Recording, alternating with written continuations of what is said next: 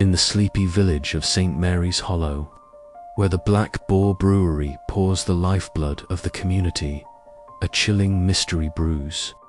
Cedric Hawthorne, the beloved brewer, is found dead, poisoned by his own ale. Was it his ambitious partner, hungry for control? The secretive barmaid, hiding a shadowed past? His troubled son, drowning in debts?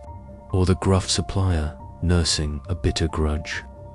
Enter Miss Jane Marple, whose sharp eyes and gentle questions unravel a web of greed, fear, and betrayal. As whispers fill the village and clues bubble up like ale, one truth becomes clear: in St. Mary's Hollow, even the finest brew can hide a deadly secret. Will you follow the trail to uncover the poisoner? Chapter 1. The bitter draughts. The village of St. Mary's Hollow lay cradled in a gentle fold of the English countryside, its thatched cottages and winding lanes bathed in the soft grey light of an October dawn. At its heart stood the Black Boar Brewery, a sturdy stone building with ivy-clad walls, where the air carried the warm, malty scent of brewing ale. The brewery was more than a business. It was the lifeblood of the village, and its master, Mr. Cedric Hawthorne, was a figure as cherished as the frothy pints he crafted. So, when word spread that Cedric had been found dead that morning, his ruddy face pressed against the oak table in his private tasting room, a hush fell over St. Mary's Hollow, as if the very hills held their breath. Miss Jane Marple, a guest at the vicarage, sat in the parlour with her knitting, the click of her needles a steady counterpoint to the ticking clock. She was a slight woman with snowy hair, and eyes that missed nothing, her presence as unassuming as the faded chintz curtains. Her friend, Mrs. Eleanor Clement, the vicar's wife, burst in, her cheeks flushed with agitation. "Oh, Jane, it's dreadful. Poor Mr. Hawthorne dead, and they're saying it's poison. Dr. Pym found traces of arsenic in the ale he drank. His own ale, mind you." Miss Marple's needles paused, her hands resting lightly on the half-formed scarf. "Arsenic, you say?" Her voice was soft, almost musing. "A curious choice. Poison is so intimate, Eleanor. To slip it into a man's drink, one must know his habits, his trusts." She tilted her head, her gaze distant. "Tell me, who was close to Mr. Hawthorne?" Mrs. Clement sank into a chair, fanning herself with a handkerchief. "Well, there's Mr. Rowland Fitch, his business partner, such a sharp man, always talking of expanding the brewery. Then there's Elsie Turner, the barmaid at the Black Boar Inn, a pretty thing, but with a shadowed past, or so they say. Timothy, Cedric's son, is another row, a troubled boy, always at odds with his father. And Mr. Amos Reed, the grain supplier, who delivered to the brewery regular as clockwork. They're the ones folk are whispering about." Miss Marple nodded, her expression serene, but her mind already sifting through the names like cards in a deck. "Whispers are useful, my dear, but they're like chaff much to sort through before you find the grain." She resumed her knitting, though her eyes flickered toward the window, where the brewery's chimney rose against the misty sky. That afternoon, at Mrs. Clement's insistence, Miss Marple joined a small gathering at the Black Boar Inn, adjacent to the brewery. The inn was a cosy place, its low beams polished by years of smoke and laughter, though today the air was heavy with grief. Villagers murmured in clusters, their glances darting toward the four figures who stood apart, each marked by suspicion. Rowland Fitch leaned against the bar, his tailored coat a touch too fine for the village, his lean face composed but his fingers drumming a restless rhythm. Elsie Turner moved among the tables, her auburn hair catching the firelight, her smile strained as she poured tea. Timothy Hawthorne slouched in a corner, his broad frame hunched, his eyes fixed on the floor as if it held answers. Amos Reed, weathered and limping, stood by the door, his gnarled hands clutching a pint he barely touched. Miss Marple, seated near the hearth with a cup of chamomile, observed them all. She noted Roland's quick glance at the brewery's locked door, Elsie's trembling hand as she served a tray, Timothy's clenched jaw, and Amos's gruff mutter about unpaid debts. "A village is like a tapestry," she remarked to Mrs. Clement, her voice low. "Every thread connects, but some are knotted out of sight." As the gathering dispersed, Miss Marple lingered, her sharp eyes catching a glint of something beneath a Tobola broken glass, its rim stained with a faint residue. She did not touch it, but marked its place. "Curious," she murmured, her thoughts turning to a long-ago incident in St. Mary Mead, where a spilled drink had unravelled a far darker tale. Cedric Hawthorne's death, she sensed, was no sudden act, but a brew long in the making, its bitterness hidden in the foam of everyday life. Chapter 2. The partner's ambition. The mist that clung to St. Mary's Hollow had thickened by the following morning, draping the village in a gauzy veil that softened the edges of its stone walls and thatched roofs. The Black Boar Brewery loomed through the haze, its chimney silent, a stark reminder of the tragedy that had befallen its master. Miss Jane Marple, her shawl drawn tightly about her shoulders, walked the cobbled path to the Black Boar Inn, where she had agreed to meet Mrs. Clement for morning tea. Her step was measured, her eyes keen, taking in the quiet bustle of villagers who paused to whisper as she passed. The death of Cedric Hawthorne had stirred the village like a stone cast into a still pond, and Miss Marple sensed the ripples were only beginning. Inside the inn, the air was warm with the scent of fresh-baked scones and brewing tea, though the usual cheer was muted. The low-beamed room, with its polished oak tables and crackling hearth, felt subdued, as if the very walls mourned their brewer. Mrs. Clement, already seated near a window, waved Miss Marple over, her face a mixture of anxiety and curiosity. "Jane, I hardly slept a wink," she confessed, pouring tea from a chipped porcelain pot. "The idea of poison in Cedric's ale-it's monstrous, and everyone's talking of Roland Fitch. They say he's been pushing to take the brewery to London, but Cedric wouldn't hear of it." Miss Marple settled into a chair, her knitting bag at her side. "Mr. Fitch, yes," she murmured, her voice soft but precise. "Ambition can be a curious thing, Eleanor. It drives some to build, others to destroy." She accepted a cup of tea, her eyes drifting toward the bar, where Roland Fitch himself stood, engaged in quiet conversation with a local merchant. He was a man of 40, lean and angular, with a sharp jaw and hair neatly combed, his tailored coat marking him as one who aspired beyond the village's modest bounds. His hands, Miss Marple noted, moved restlessly, adjusting his cufflinks, tapping the bar, as if stillness were foreign to him. She sipped her tea, her gaze steady but unobtrusive. "Tell me, Eleanor, what do the villagers say of Mr. Fitch's plans?" Mrs. Clement leaned forward, eager to share. "Oh, he's full of grand ideas, sporting the Black Boar's ale to the cities, building new vats, even a railway spur, to ship it faster. Cedric, bless him, thought it nonsense. 'Our ales for St. Mary's Hollow,' he'd say. 'Let London brew its own.' They argued often, I hear, right here in the inn." Miss Marple nodded, her expression mild. A partnership strained by differing visions. How trying that must be. Her needles emerged from her bag, clicking rhythmically as she began a new row of stitches. The sound was soothing, almost hypnotic. But her mind was far from idle. Roland Fitch, she knew, stood to gain Cedric's share of the brewery, a prize that might tempt a man whose dreams outstripped his means.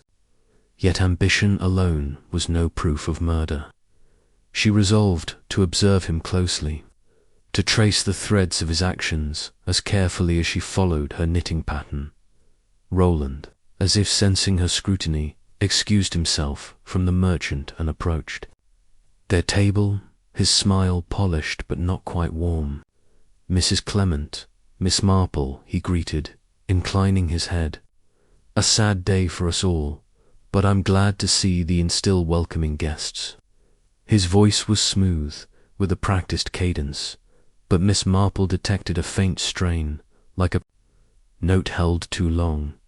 "Indeed, Mr. Fitch," she replied, her tone gentle. "The village must carry on, mustn't it?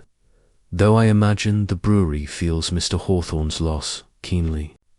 She tilted her head, her eyes meeting his with quiet curiosity. Roland's smile tightened, and he gestured toward a ledger on a nearby table, its pages bristling with notes. Cedric was the heart of the place, no question, but we'll honor him by keeping the vats brewing. He'd have wanted that. Miss Marple's needles paused, her gaze lingering on the ledger. "A fine sentiment," she said. "You and Mr. Hawthorne must have worked closely, planning the brewery's future." Roland's hand twitched, brushing the ledger's edge. "We did, though we didn't always see eye to eye." Cedric was additional. "I believe the Black Boar could be more a name known beyond these hills." His eyes gleamed briefly, then dulled as he caught himself. "But that's for another day. If you'll excuse me, I've accounts to settle." As he moved away, Miss Marple noted the faint tremor in his fingers, the way his shoulders stiffened under her gaze. "A man with plans," she murmured to Mrs. Clement, and perhaps a touch of nerves. She resumed her knitting, her thoughts turning to a young man in St. Mary Mead, who had spoken grandly of investments while his hands betrayed his guilt. Roland Fitch, she suspected, was not so different his polish, a veneer over something less certain. The morning passed in quiet observation. Miss Marple lingered at the inn, engaging villagers in light conversation, her questions as delicate as spider silk. She learned of Roland's frequent trips to London, his meetings with merchants who promised wealth, and his frustration with Cedric's refusal to modernize. "He'd storm out of the brewery some nights," said old Mr. Tuttle, the inn's porter, as he polished glasses, shouting that Cedric was tying his hands. Next day, he'd be all smiles, like nothing happened. Miss Marple thanked him, her mind cataloguing the details. A man who swung between rage and charm was a man to watch. She recalled Cedric's private tasting room, where he'd been found, a place only a trusted few could enter. Roland, as partner, had a key, she was certain, but certainty was not proof, and Miss Marple knew the danger of haste in judgment. That afternoon, she proposed a walk to Mrs. Clement, suggesting they pass by the brewery. The mist had lifted, leaving the air crisp and the brewery's stone walls gleaming under a weak sun. The yard was quiet, the workers subdued, their usual banter silenced by grief. Miss Marple paused near the fermenting shed, its heavy door ajar, and peered inside. The air was thick with the scent of malt and yeast, the vats towering like silent giants. A worker, young and nervous, emerged, wiping his hands on his apron. "Beg pardon, ma'am," he stammered. "No one's to be here, not with the police." Still poking about, Miss Marple smiled, her demeanor disarming. "Of course, my dear boy, I only wished to see where Mr. Hawthorne worked his magic. You must be proud to be part of it." The lad flustered, nodded. "Aye, ma'am. Mr. Fitch says we'll keep brewing, for Cedric's sake." He hesitated, then added, "He was here late, Mr. Fitch, night before last, checking the vats," he said. Miss Marple's eyes twinkled, though her face remained serene. "How diligent of him." "Thank you, young man." As they walked on, Mrs. Clement whispered, "Jane, you've a way of getting folk to talk, do you? Think Roland was up to something?" Miss Marple's needles, tucked into her bag, seemed to click in her mind. "People reveal themselves, Eleanor, if you listen. Mr. Fitch's diligence is noteworthy." That evening, Miss Marple dined at the vicarage, where the conversation turned to the brewery's future. The vicar, Mr. Clement, a gentleman with a scholar's stoop, sighed. "Roland's plans sound grand, but I wonder if they're wise. Cedric always said the brewery belonged to the village, not to ambition." Miss Marple, cutting her lamb with precision, remarked, "Ambition can blind a man, Mr. Clement. It's like knitting with too tight a stitch one pull, and the whole pattern unravels." After dinner, she excused herself for a stroll, her shawl a soft grey against the twilight. The brewery's silhouette drew her, its windows dark save for a faint glow in the office wing. She moved quietly, her steps light on the damp grass, and paused near a side gate. The lock was old, its latch loose, and she noted how easily it might be slipped.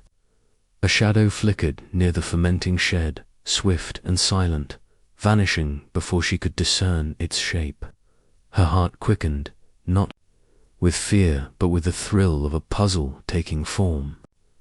"Someone is restless," she whispered, her breath a faint cloud in the cool air.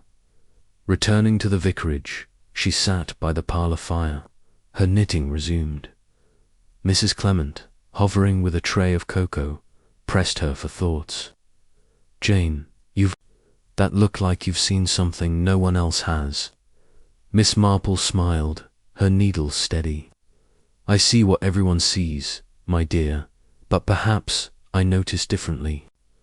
In St. Mary Mead, there was a man who loved his garden, yet poisoned his neighbour's roses. His hands were clean, but his eyes betrayed him. Mr. Fitch's hands, I think, are worth watching." She retired early, her mind alive with questions. Roland Fitch's ambition was clear, his access to the brewery unquestioned. But the poison arsenic Dr. Pym had said required more than opportunity. It demanded intent, a cold calculation that Miss Marple sensed lurked beneath Roland's polished surface. She thought of the ledger, its pages heavy with figures, and the worker's mention of Roland's late-night visit. The shadow by the shed troubled her most a piece that did not yet fit, as she drifted to sleep. Her dreams wove a tapestry of vats and shadows, of a man whose smile hid a sharper edge. Tomorrow, she resolved, she would seek out Elsie Turner, the barmaid whose guarded eyes had caught her notice at the inn. For now, she let the puzzle rest, knowing that truth, like a well-brewed ale, needed time to settle. Chapter 3. The Barmaid's Secret. The sun broke through the clouds over St. Mary's Hollow on the third morning since Cedric Hawthorne's death, casting a tentative light across the village. The Black Boar Brewery, though still in mourning, hummed with subdued activity as workers tended to vats and barrels, their movements mechanical, their chatter sparse. Miss Jane Marple, seated at a small table in the vicarage garden, sipped her morning tea, her knitting resting in her lap. The air was crisp, scented with damp earth, and the faint tank of malt drifting from the brewery. Her sharp eyes, framed by delicate spectacles, followed a sparrow hopping along the garden wall. But her thoughts were elsewhere, piecing together the fragments of the puzzle that Cedric's murder had left behind. Mrs. Clement joined her, carrying a tray of biscuits, her face etched with the strain of hosting a village in turmoil. "Jane, you're so calm," she said, setting the tray down. "The whole of St. Mary's Hollow is in a tizzy, and here you are, knitting as if it's any other day." Miss Marple smiled faintly, her needles glinting as she resumed her work. "Calm, my dear Eleanor, is merely a matter of focus. A tangled skein looks hopeless until you find the right thread to pull." She paused, her gaze softening. "I've been thinking of Miss Elsie Turner. She seems a young woman with much on her mind." Mrs. Clement nodded eagerly, lowering her voice. "Oh, Elsie's a mystery, isn't she? So pretty, with that auburn hair, but there's talk nothing clear. Mind, you have some trouble before she came here.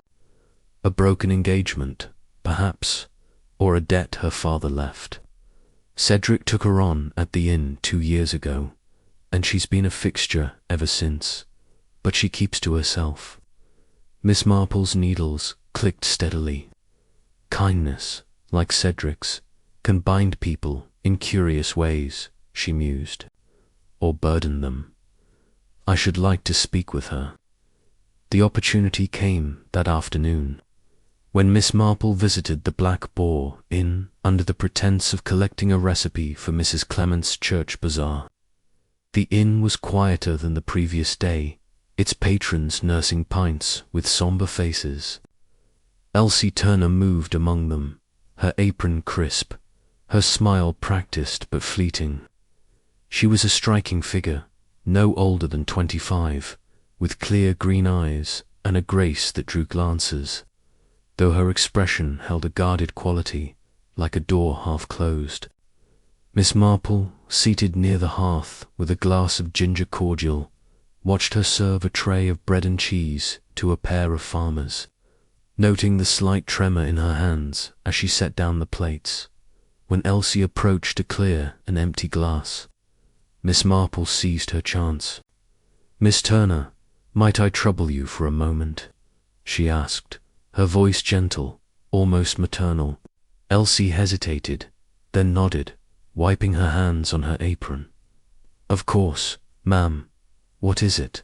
Miss Marple gestured to the chair opposite, her smile disarming. "I'm told you make a fine seed cake for the inn. Mrs. Clement hopes to include it in her bazaar. Would you share the recipe, or is it a family secret?" Elsie relaxed slightly, a faint blush colouring her cheeks. "No secret, ma'am. Just flour, sugar, and a bit of caraway. I can write it down for you." She sat, her movements cautious, as if wary of lingering too long. Miss Marple leaned forward, her tone light but probing. "You must know everyone in St. Mary's Hollow, working here. It's a gift, isn't it, to make people feel at home?" Elsie's smile wavered. "I try, ma'am. Mr. Hawthorne Cedric, I mean, was kind to me. Gave me this job when I needed it most." Her voice caught, and she busied herself adjusting a napkin. Miss Marple's eyes softened, though her mind was alert. He was a good man, by all accounts. It must be hard, losing him so suddenly. Elsie nodded, her gaze dropping to the table. "Harder than I can say. He was like a father, in a way." The words were sincere, but Miss Marple noted the flicker of something else, fear, perhaps, or guilt in Elsie's eyes. She pressed gently, her voice as soft as a whisper. "You must see so much, my dear, working late at the inn. People come and go, don't they? Even to the brewery, after hours." Elsie's hand froze on the napkin, her breath catching. I don't know what you mean, ma'am." Miss Marple tilted her head, her expression unchanged. "Only that a brewery is a busy place, and you're so close to it. I imagine you notice things others might miss." Elsie stood abruptly, her cheeks pale. "I've work to do, ma'am. I'll get that recipe for you." She hurried to the bar, her steps uneven. leaving Miss Marple to sip her cordial in thoughtful silence. "She's hiding something," Miss Marple murmured to herself, her needles resuming their rhythm. She recalled a young woman in St. Mary Mead, a housemaid who had trembled just so when asked about a stolen brooch. The girl had been innocent, but her fears stemmed from a secret unrelated to the Kremer lover she'd shielded. Elsie, Miss Marple suspected, carried a similar burden, though whether it tied to Cedric's death remained unclear. That evening, as the inn's lamps were lit, Miss Marple lingered, ostensibly to finish her cordial. The crowd had thinned, leaving only a few locals nursing their drinks. Elsie, clearing tables, moved with a distracted air, her glances darting toward the corridor that led to the brewery's side entrance. Miss Marple, her knitting bag on her lap, watched as Timothy Hawthorne emerged from that corridor, his broad shoulders hunched, his face pale. He caught Elsie's eye, and a brief, urgent exchange passed between them, words too low to hear, but their intensity was unmistakable. Elsie shook her head, her hand gripping a cloth, while Timothy's expression hardened. He muttered something, then strode out into the night. Miss Marple's needles paused, her mind racing. "A secret shared," she whispered, her eyes narrowing. She thought of the shadow she'd seen near the brewery the previous night, swift and elusive. Could it have been Timothy, or perhaps Elsie herself? The inn's proximity to the brewery gave Elsie access to its stores, and her late hours meant she could move unnoticed. But why harm Cedric, who had shown her kindness? Miss Marple sensed the answer lay not in malice, but in something deeper, tangled in Elsie's guarded heart. The next morning, Miss Marple returned to the inn, this time with Mrs. Clement, who was eager to collect the promised recipe. Elsie, serving breakfast, seemed more composed, though her eyes were shadowed, as if sleep had eluded her. Miss Marple engaged her in light chatter, steering the conversation to the village's history. "St. Mary's Hollow is so welcoming," she said, buttering a scone, "but I imagine it's hard for newcomers to settle. You've done well here, my dear." Elsie's smile was tight. "It wasn't easy at first, ma'am, but Cedric made it easier. He didn't judge, not like some—" Miss Marple nodded, her tone sympathetic. "Not everyone is so forgiving. I've known girls in my village who carried burdens they dared not share, debts, or perhaps a sweetheart's folly." Elsie's hand faltered, a cup clattering against its saucer.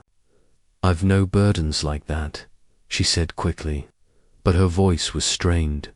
Mrs. Clement, oblivious, prattled on about the bazaar, giving Miss Marple a moment to study Elsie's face. The girl's fear was palpable, but it was not the fear of a poisoner, Miss Marple thought. It was the fear of exposure. Later, as they walked back to the vicarage, Mrs. Clement sighed. "Poor Elsie, she's so jumpy, like a cat on a hot roof. Do you think she knows something about Cedric's death?"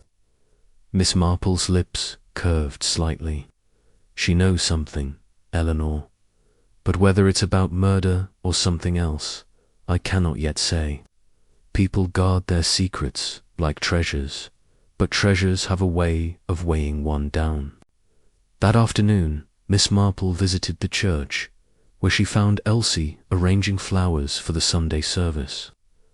The girl's hands were steady now, her focus on the lilies and chrysanthemums, but her solitude offered Miss Marple a chance to press. "Further, Miss Turner," she began, her voice soft, "I couldn't help but notice you and young Timothy last night. He seemed troubled. Is he a friend?" Elsie's fingers tightened around a stem, snapping it. "He's just someone I know, ma'am. We talk sometimes." Miss Marple stepped closer, her presence gentle but insistent. "My dear, I've seen many young people in distress, and I know how heavy a secret can be. If you saw something, or know something, it's better to share it than to carry it alone." Elsie's eyes brimmed with tears, and for a moment Miss Marple thought she would break. But the girl shook her head, her voice barely a whisper. "There's nothing to tell, ma'am, please." She turned back to the flowers, her shoulders rigid, and Miss Marple knew further pressing would yield nothing as she left the church. Miss Marple's mind turned over the encounter. Elsie's fear, Timothy's urgency, the brewery's shadowed. Yet all were threads in a pattern she could not yet fully discern. She thought of the broken glass she'd seen at the inn, its rim stained, and wondered if Elsie had cleared it away, perhaps unknowingly. Arsenic, she knew, was colourless, tasteless, easily slipped into a drink, but its presence required access and intent. Elsie had the former, but the latter seemed at odds with her grief for Cedric.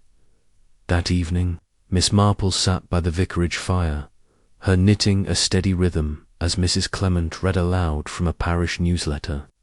"Eleanor," she interrupted gently, "does Elsie ever visit the brewery itself, not just the inn?"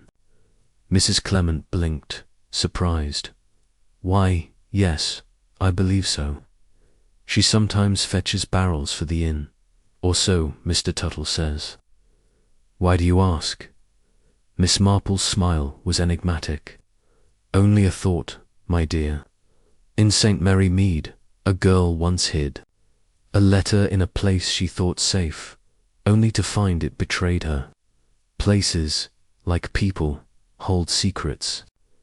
As she retired to bed, Miss Marple's thoughts lingered on Elsie's trembling hands, Timothy's whispered words, and the brewery's silent vats. The barmaid's secret, she sensed, was a key, but whether it unlocked Cedric's murder or another, truth only time would reveal. Tomorrow, she resolved, she would turn her attention to Timothy Hawthorne, whose sullen demeanour and furtive glances suggested a burden of his own. Chapter 4. The Sun's Resentment. The fourth day in St. Mary's Hollow dawned with a chill that seeped into the bones. The sky a heavy quilt of grey clouds that promised rain. The Black Boar Brewery stood silent, its workers moving like shadows. Through the yard, their usual vigour dampened by the weight of Cedric Hawthorne's death. Miss Jane Marple, seated at the vicarage breakfast table, buttered a slice of toast with precise movements, her thoughts far from the meal. Her knitting bag rested by her chair, a quiet companion to her musings, and her sharp eyes, though fixed on the toast, saw instead the sullen figure of Timothy Hawthorne, Cedric's son, whose brooding presence at the inn had lingered in her mind. Mrs. Clement, bustling in with a fresh pot of tea, broke the silence. "Jane, you're quiet this morning," she observed, her voice tinged with concern. "Is it the murder? The village is still reeling, and poor Timothy folk are saying such unkind things about him." Miss Marple set down her knife, her expression serene but attentive. "Unkind, you say, Eleanor? What do they whisper about young Mr. Hawthorne?" Mrs. Clement sank into a chair, eager to share. "Oh, that he's a wastrel, always gambling at the races, owing money to half the county. They say he and Cedric quarrelled fiercely, and that Cedric threatened to cut him out of his will. Can you imagine a son so at odds with his father?" Miss Marple's lips curved faintly, her needles emerging from her bag as if by habit. "Families, my dear, are often the most tangled of webs. A son's resentment can simmer quietly, or boil over into something darker." She paused, her needles clicking softly. "I should like to meet Timothy, to see what lies beneath his scowl." Mrs. Clement nodded, her eyes wide. "He's often at the inn, sulking in a corner. You'll see him there, I wager. The opportunity came that afternoon when Miss Marple joined a small gathering at the Black Boar Inn organized by the vicar to discuss the church's winter charity drive. The inn's tap room was warmly lit, its air thick with the scent of ale and wood smoke, though the mood was subdued. Villagers sat in clusters, their voices low, their glances darting toward Timothy, who slouched in a shadowed corner, a half-empty pint before him. He was a broad-shouldered young man of 22, with his father's strong jaw but none of his warmth. His dark eyes fixed on the table as if it held secrets. Miss Marple, seated near the vicar with a cup of chamomile, observed him discreetly, noting the tension in his posture, the way his fingers drummed a restless rhythm on the glass. She recalled a boy in St. Mary Mead, a farmer's son who had gambled away his inheritance, his defiance masking a deeper shame. Timothy, she suspected, carried a similar burden, one that might explain his presence in the brewery's orbit, and perhaps his connection to Elsie Turner's whispered fears. As the meeting adjourned, Miss Marple approached Timothy under the guise of offering condolences. "Mr. Hawthorne," she began, her voice gentle, "I'm Miss Marple, a guest at the vicarage. I was so sorry to hear of your father's passing. He was much loved, I understand." Timothy looked up, his expression guarded, his eyes narrowing as if weighing her intent. "Thank you, ma'am," he muttered, his voice low and rough. He was a good man in his way. Miss Marple settled into a chair opposite, her demeanor unthreatening, her knitting bag at her side. "It must be difficult, losing him so suddenly," she said, her tone sympathetic. "A young man needs his father's guidance, especially in a village like this, where everyone knows everyone." Timothy's jaw tightened, and he took a swig of his ale, avoiding her gaze. "Father cared more for his brewery than for me," he said bitterly. "Always in the vats, or with his ledgers. Never had time for anything else." Miss Marple tilted her head, her eyes soft but probing. "That must have been hard, feeling so overlooked.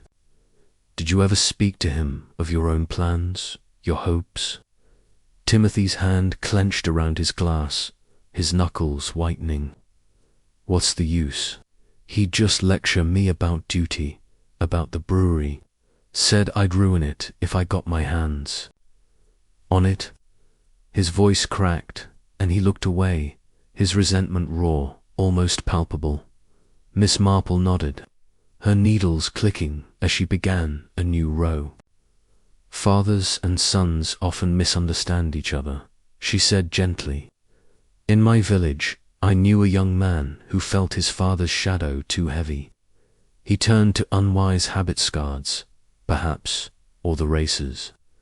Timothy flinched, his eyes flickering, with something like alarm. "I don't know what you mean, ma'am," he said, but his voice was strained, and he pushed his chair back, as if eager to escape. She let him go, her smile serene but her mind alert. Timothy's gambling, she knew, was no mere rumor. The village buzzed with tales of his debts, of bookmakers' men seen lurking near the inn, of Cedric's threats to disinherit him. As Cedric's heir, Timothy stood to gain a fortune, but only if the brewery remained his father's to pass on. If Roland Fitch claimed control, Timothy's prospects dimmed a motive, perhaps, for darker deeds. Yet his bitterness seemed more that of a wounded boy than a calculating killer. That evening, Miss Marple walked the brewery's perimeter, her shawl drawn against the damp air. The yard was quiet, the vats looming like silent sentinels under the moonlight. She paused near the side gate, where she'd seen a shadow to nights before, and noticed a scrap of paper caught in the grass, its edges torn. Stooping carefully, she retrieved it, her gloved fingers unfolding it to reveal a scrawled list of numbers bets. She suspected, with names and sums that hinted at a bookmaker's tally. Timothy's handiwork, perhaps, she murmured, tucking the paper into her bag. It was no proof of murder, but it deepened the picture of a young man in trouble.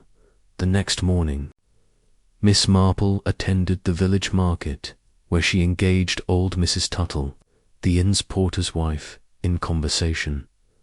Mrs. Tuttle, her basket brimming with turnips, was a font of gossip, her tongue loosened by Miss Marple's gentle prompting. That Timothy, she clucked, always sneaking off to the races, owing money left and right. I saw him last week, arguing with a rough-looking man behind the inn, something about settling up. Cedric was furious, said he'd wash his hands of the boy. Miss Marple nodded, her expression thoughtful. A father's disappointment can wound deeply, she said. Did Timothy ever speak of the brewery, of his father's plans? Mrs. Tuttle shook her head. Not to me, ma'am, but he was in and out of the brewery, even late at night. Said he was checking stock, but I reckon he was after money. Cedric kept a strong box in his office, you know. Miss Marple's eyes twinkled, though her face remained serene. How interesting, she said, thanking Mrs. Tuttle and moving on, her mind turning over the new detail. Timothy's access to the brewery, his desperation for funds, placed him closer to the crime. But the poison arsenic, precise and deliberate, seemed at odds with his impulsive nature. That afternoon, Miss Marple returned to the inn, where she found Timothy in the same corner, his face haggard, his pint untouched. She approached again, this time with a firmer tone, though still kind. Mr. Hawthorne, I found something near the brewery, a paper with numbers, perhaps a betting slip. It's a heavy load, isn't it, owing so much? Timothy's head snapped up, his eyes wide with panic. You've no right, he began, then stopped, his shoulders sagging. It's mine, all right. I owe more than I can pay, but I didn't hurt father. I swear it. Miss Marple sat, her knitting bag a quiet presence. I believe you mean that, Timothy, she said softly. But debts can drive a man to desperate acts, or make him vulnerable to others' schemes. Were you in the brewery the night your father died? Timothy's face paled, and he hesitated, his fingers twisting a coaster. I went to see him, to ask for money. He was alive when I left, I swear. I didn't touch his ale. His voice was raw, and Miss Marple saw truth in his eyes, but also fear, a fear that echoed Elsie's. She pressed gently, her voice steady. Did you see anyone else there, Timothy? Anyone who might have lingered? He shook his head, but his gaze flickered, as if a memory tugged at him. No one, he said, too quickly. Miss Marple nodded, letting the moment pass. Truth, my dear boy, is a better ally than silence, she said, rising to leave. Timothy watched her go, his expression a mix of defiance and despair. As she walked back to the vicarage, Miss Marple's thoughts wove a complex pattern. Timothy's debts, his quarrel with Cedric, his presence in the brewery all pointed to motive and opportunity, yet his anguish felt genuine. The scrap of paper, the whispered exchange with Elsie, suggested a web of secrets that extended beyond the poison. She thought of the strongbox Mrs. Tuttle had mentioned, wondering if it held more than money, perhaps a clue to Cedric's plans, or Roland Fitch's ambitions. That evening, by the vicarage fire, Miss Marple shared her thoughts with Mrs. Clement, her needles a steady rhythm. Timothy is troubled, Eleanor, but I don't think him a murderer. His heart is too open, his faults too plain. Yet he knows something, or fears something, and that makes him a thread worth following. Mrs. Clement sighed, her eyes wide. Jane, you see so much. What next? Miss Marple's smile was enigmatic. Next, my dear, I shall look to Mr. Amos read, the supplier. His grudge, I suspect, may cast new light on this dark brew. Chapter 5. The Suppliers Grudge. The fifth morning in St. Mary's. Hollow brought a drizzle that pattered softly on the village's slate roofs, cloaking the lanes in a fine, silvery mist.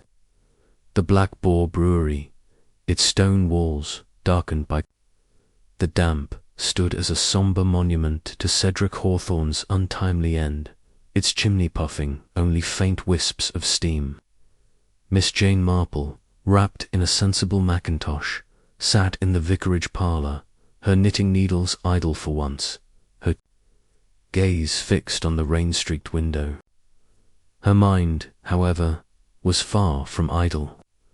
Turning over the threads of suspicion that wove through the village Roland Fitch's ambition, Elsie Turner's fear, Timothy Hawthorne's resentment, and now the gruff figure of Amos Reed, the brewery's grain supplier, whose name surfaced in every whispered tale of discord. Mrs. Clement, bustling in with a tray of tea and scones, broke the silence. Jane, you're lost in thought again, she said, setting the tray down with a clink. I suppose it's this dreadful business with Cedric. The village is abuzz about Amos Reed, now such a temper, they say, and always grumbling about money. Ode.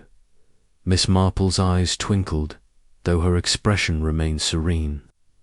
Money, Eleanor, is a powerful spur, especially when it's withheld. What do they say of Mr. Reed's dealings with the brewery? Mrs. Clement poured the tea, her voice dropping to a conspiratorial hush. Oh, that Cedric was slow to pay, always promising but never settling up. Amos would storm into the inn, red-faced, saying he'd stop deliveries if he wasn't paid. They quarrelled the very week Cedric died, I hear. Miss Marple accepted a cup, her fingers brushing the warm porcelain. A man with a grudge is like a kettle left to boil, apt to make a mess if not tended. I should like to meet Mr. Reed, to gauge his temper for myself. She sipped her tea, her thoughts already tracing the path to Amos's farm, a mile beyond the village, where barley fields stretched under the grey sky. Mrs. Clement, ever eager, offered to arrange a visit, suggesting they call under the pretense of buying eggs. His wife keeps hens, she said. It's a good excuse, and you'll see Amos in his element. The opportunity came that afternoon, when the rain eased to a faint drizzle. Miss Marple, her umbrella tucked under her arm, walked with Mrs. Clement along the muddy track to Reed's farm, the air sharp with the scent of wet earth and hay. The farmhouse was a sturdy, weathered building, its yard cluttered with crates and sacks of grain, a testament to Amos's trade. Hens clucked in a nearby coop, and a dog, lean and wary, barked at their approach. Amos himself emerged from a barn, his grizzled face set in a scowl, his limp pronounced as he leaned on a stick. He was a man of 60, broad and sinewy, with hands calloused from years of labour and eyes that glinted with suspicion. Double quote, Mrs. Clement.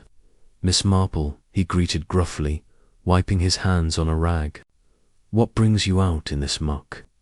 Mrs. Clement, all smiles, explained their errand for eggs, while Miss Marple observed Amos, noting the tension in his shoulders, the way his gaze flicked toward the road as if expecting trouble. We've heard your wife's hens are the best in the parish, she said, her voice gentle, and I confess, I'm curious about your work with the brewery.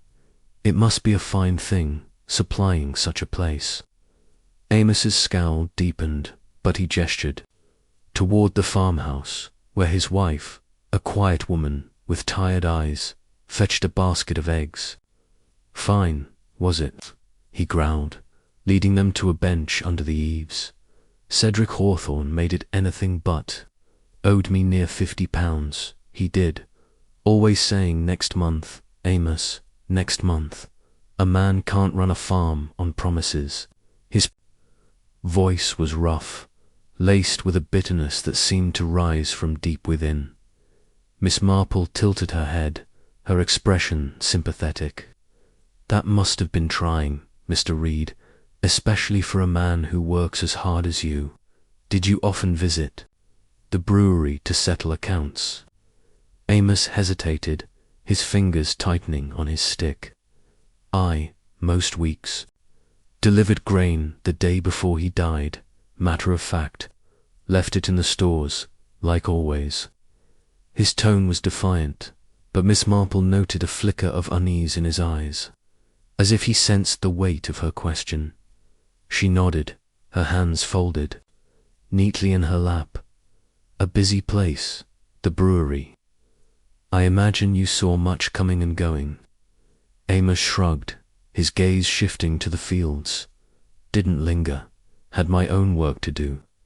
But his brusqueness, Miss Marple thought, was a shield, hiding something perhaps not guilt, but a reluctance to be drawn into the village's scrutiny. She recalled a farmer in St. Mary Mead, whose gruff manner masked a simple fear of gossip, and wondered if Amos's temper was more bluster than menace. As Mrs. Clement chatted with Mrs. Reed about egg prices, Miss Marple excused herself to admire the farm's barn, her steps slow but purposeful. The barn was a cavernous space, its air heavy with the scent of grain and dust, its shelves lined with tools and sacks. A shed nearby caught her eye, its door ajar, revealing a clutter of bottles and tins. Pesticides, she realized, common on any farm. Among them, a tin of arsenic powder sat openly on a shelf, its label faded but legible. Careless, she murmured, or convenient. She did not touch it, but her mind catalogued the detail. Knowing arsenic's use in rat poison made it a plausible, if obvious, source for Cedric's murder. Returning to the bench, she engaged Amos again, her tone light but probing. Farming must be a challenge, Mr. Reed, with pests and such. Do you use much in the way of poisons? Amos's eyes narrowed, but he answered readily.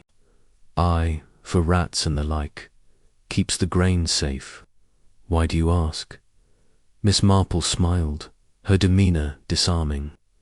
Only curiosity, my dear man. In my village, we had trouble with vermin, and such things were kept under lock and key.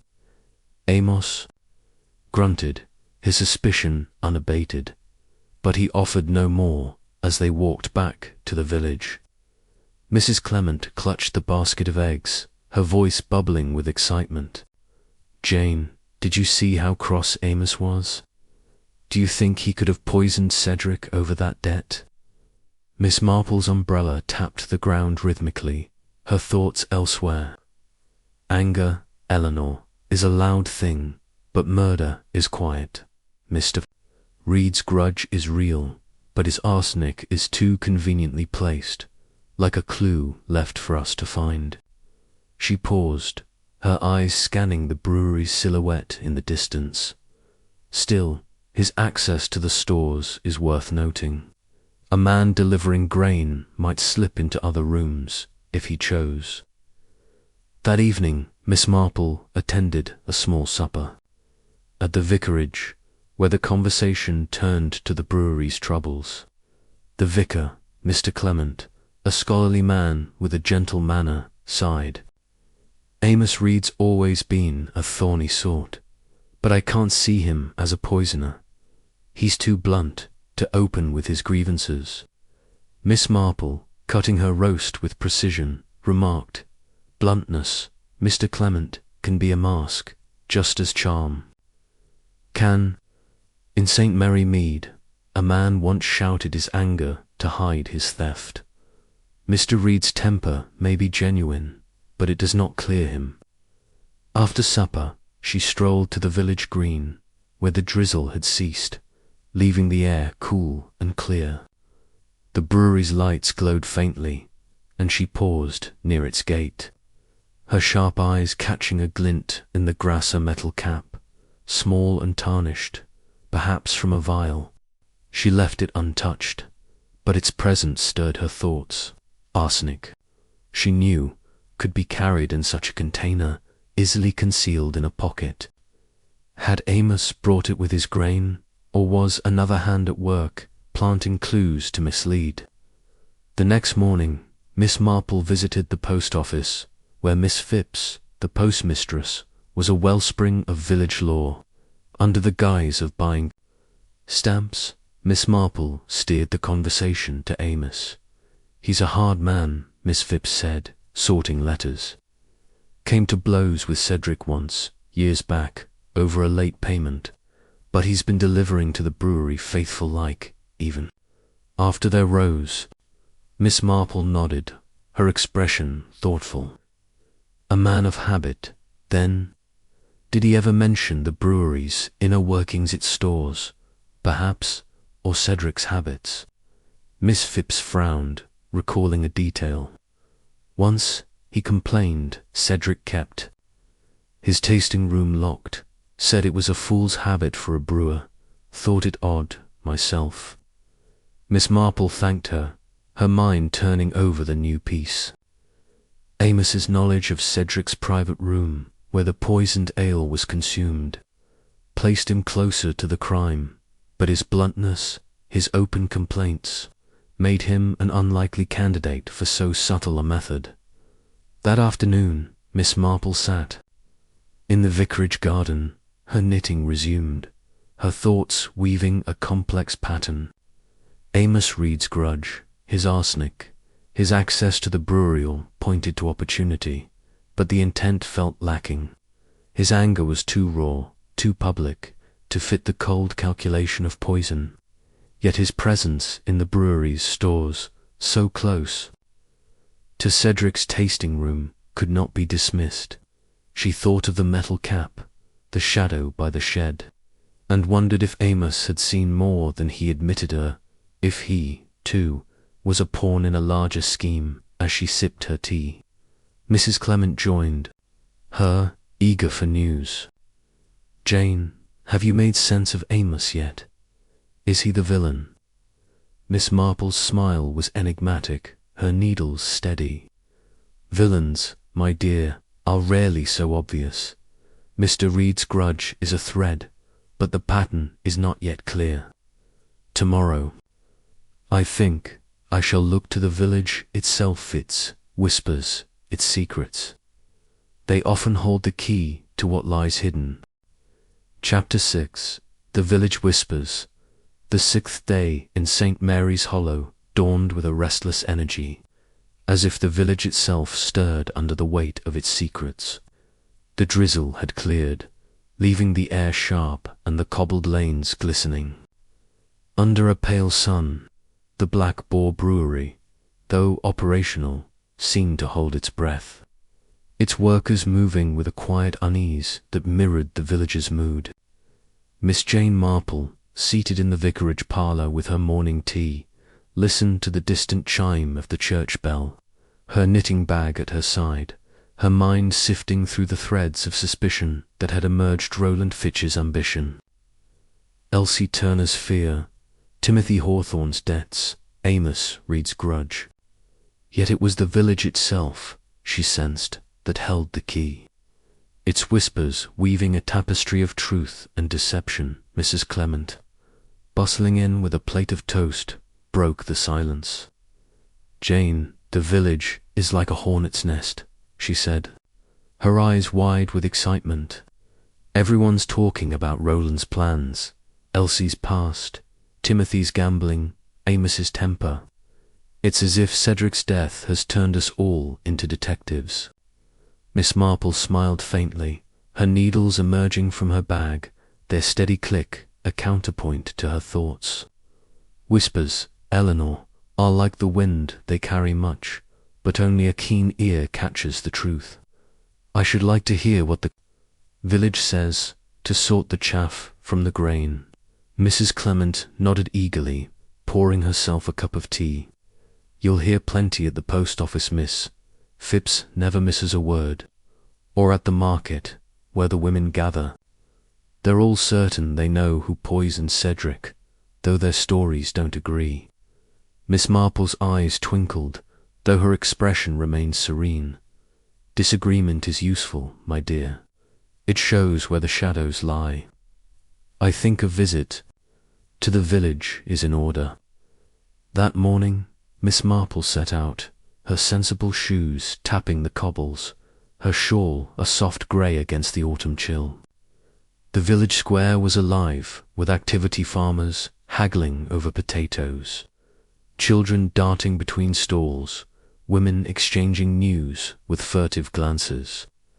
She began at the post office, where Miss Phipps, a wiry woman with a sharp nose, presided over a counter cluttered with letters and parcels.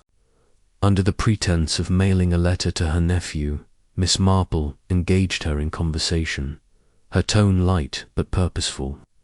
Such a sad time for St. Mary's Hollow, she said, sliding a shilling across the counter. Mr. Hawthorne's death must have everyone talking.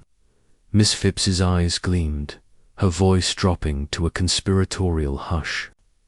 Talking, ma'am. They're shouting from the rooftops. Some say it's Roland Fitch, with his grand ideas, wanted Cedric out of the way to run the brewery his way. Others point to Elsie Turner, though no one's clear why, just that she's got a past she don't talk about. Then there's young Timothy, up to his neck in debt, and Amos Reed, who'd curse Cedric's name over a pint. It's a right mess, and no mistake. Miss Marple nodded, her expression sympathetic. So many theories. Do they say how the poison got into the ale? It's such a personal act, don't you think? Miss Phipps leaned closer, her fingers sorting stamps with practiced ease. Personal. Harley. They say it was Cedric's private cask, the one he kept in his tasting room. Only a few had keys, Roland. Mostly, though Timothy might have slipped in. Elsie's always fetching barrels for the inn, and Amos delivers grain right by the stores. Any of 'em could have done it, if you ask me. Miss Marple thanked her, tucking the detail about the private cask into her mind, its significance like a new stitch in her pattern. At the market, she lingered by a stall selling apples, listening as to women, Mrs. Baker and Mrs. Lyle, traded theories over their baskets. I say it's Timothy, Mrs. Baker declared, her voice sharp. That boy's been trouble since he could walk. Gambling, fighting, and now this. Cedric was set to cut him off, mark my words. Mrs. Lyle shook her head, her shawl slipping. Not Timothy. It's that Elsie Turner. She's too quiet, like she's hiding something. My cousin in Lower Wick says she ran from a scandal debts, or a man, maybe. Miss Marple, selecting an apple, offered a mild comment. How sad to lose such a man as Mr. Hawthorne. I wonder if anyone saw anything odd at the brewery before he died. The women seized the bait, their voices overlapping, odd. Well, Mrs. Tuttle saw Roland there late, checking vats, he said, Mrs. Baker offered. And my boy saw Amos's cart by the gate, day before it happened, Mrs. Lyle added. Miss Marple nodded, her smile encouraging, though her mind catalogued the details with precision. The villagers' whispers, she realized, were a chorus of half-truths, each note revealing a piece of the puzzle Roland's late hours, Amos's deliveries, Elsie's shadowed past. Timothy's desperation, that afternoon, Miss Marple proposed a visit to the brewery, suggesting to Mrs. Clement that they inquire about a donation for the church bazaar. The brewery's yard was busy, workers rolling barrels with practiced ease. their faces etched with the strain of recent events. Roland Fitch, alerted to their arrival, offered a tour, his manner polished but his eyes wary. "It's kind of... You too think of the brewery, Mrs. Clement," he said, leading them through the fermenting shed, where the air was thick with the scent of malt and yeast. Cedric would have wanted to support the village, even now. Miss Marple, her steps slow, took in the towering vats, their copper surfaces gleaming under the dim light. "Such a marvellous place," she said, her voice admiring. "Mr. Hawthorne must have spent hours here, perfecting his ale." Roland nodded, his hands clasped behind his back. He did. His tasting room was his sanctuary, kept it locked to keep the recipes safe. Miss Marple's eyes flickered, noting the heavy door at the shed's far end, its lock sturdy and new, wise. "Of him," she said, "though locks, I find, are only as strong as the trust behind them." As they moved to the storage rooms, Miss Marple's sharp gaze caught a glint behind a Piper's small glass vial, half hidden in the shadows, its stopper missing. She did not draw attention to it, but her heart quickened, recognizing its potential. As a vessel for poison. "How fascinating, these stores," she said, her tone light. "So many nooks and crannies." Roland's smile tightened, and he steered them quickly to the office, where he promised a donation. Miss Marple thanked him, her mind fixed on the vial, its presence a silent accusation in the brewery's heart. Back at the vicarage, Mrs. Clement poured tea, her voice bubbling with questions. "Jane, did you see how nervous Roland seemed? And all those vats, someone could hide anything there." Miss Marple nodded, her needles resuming their rhythm. "The brewery is a place of secrets, Eleanor, but secrets have a way of surfacing, like bubbles in ale. That vial, I think, is a thread worth pulling." She recalled a case in St. Mary Mead, where a hidden bottle had unravelled a theft, its discovery less important than who had placed it. The vial, she suspected, was no accident, but whether it pointed to Roland or another remained unclear.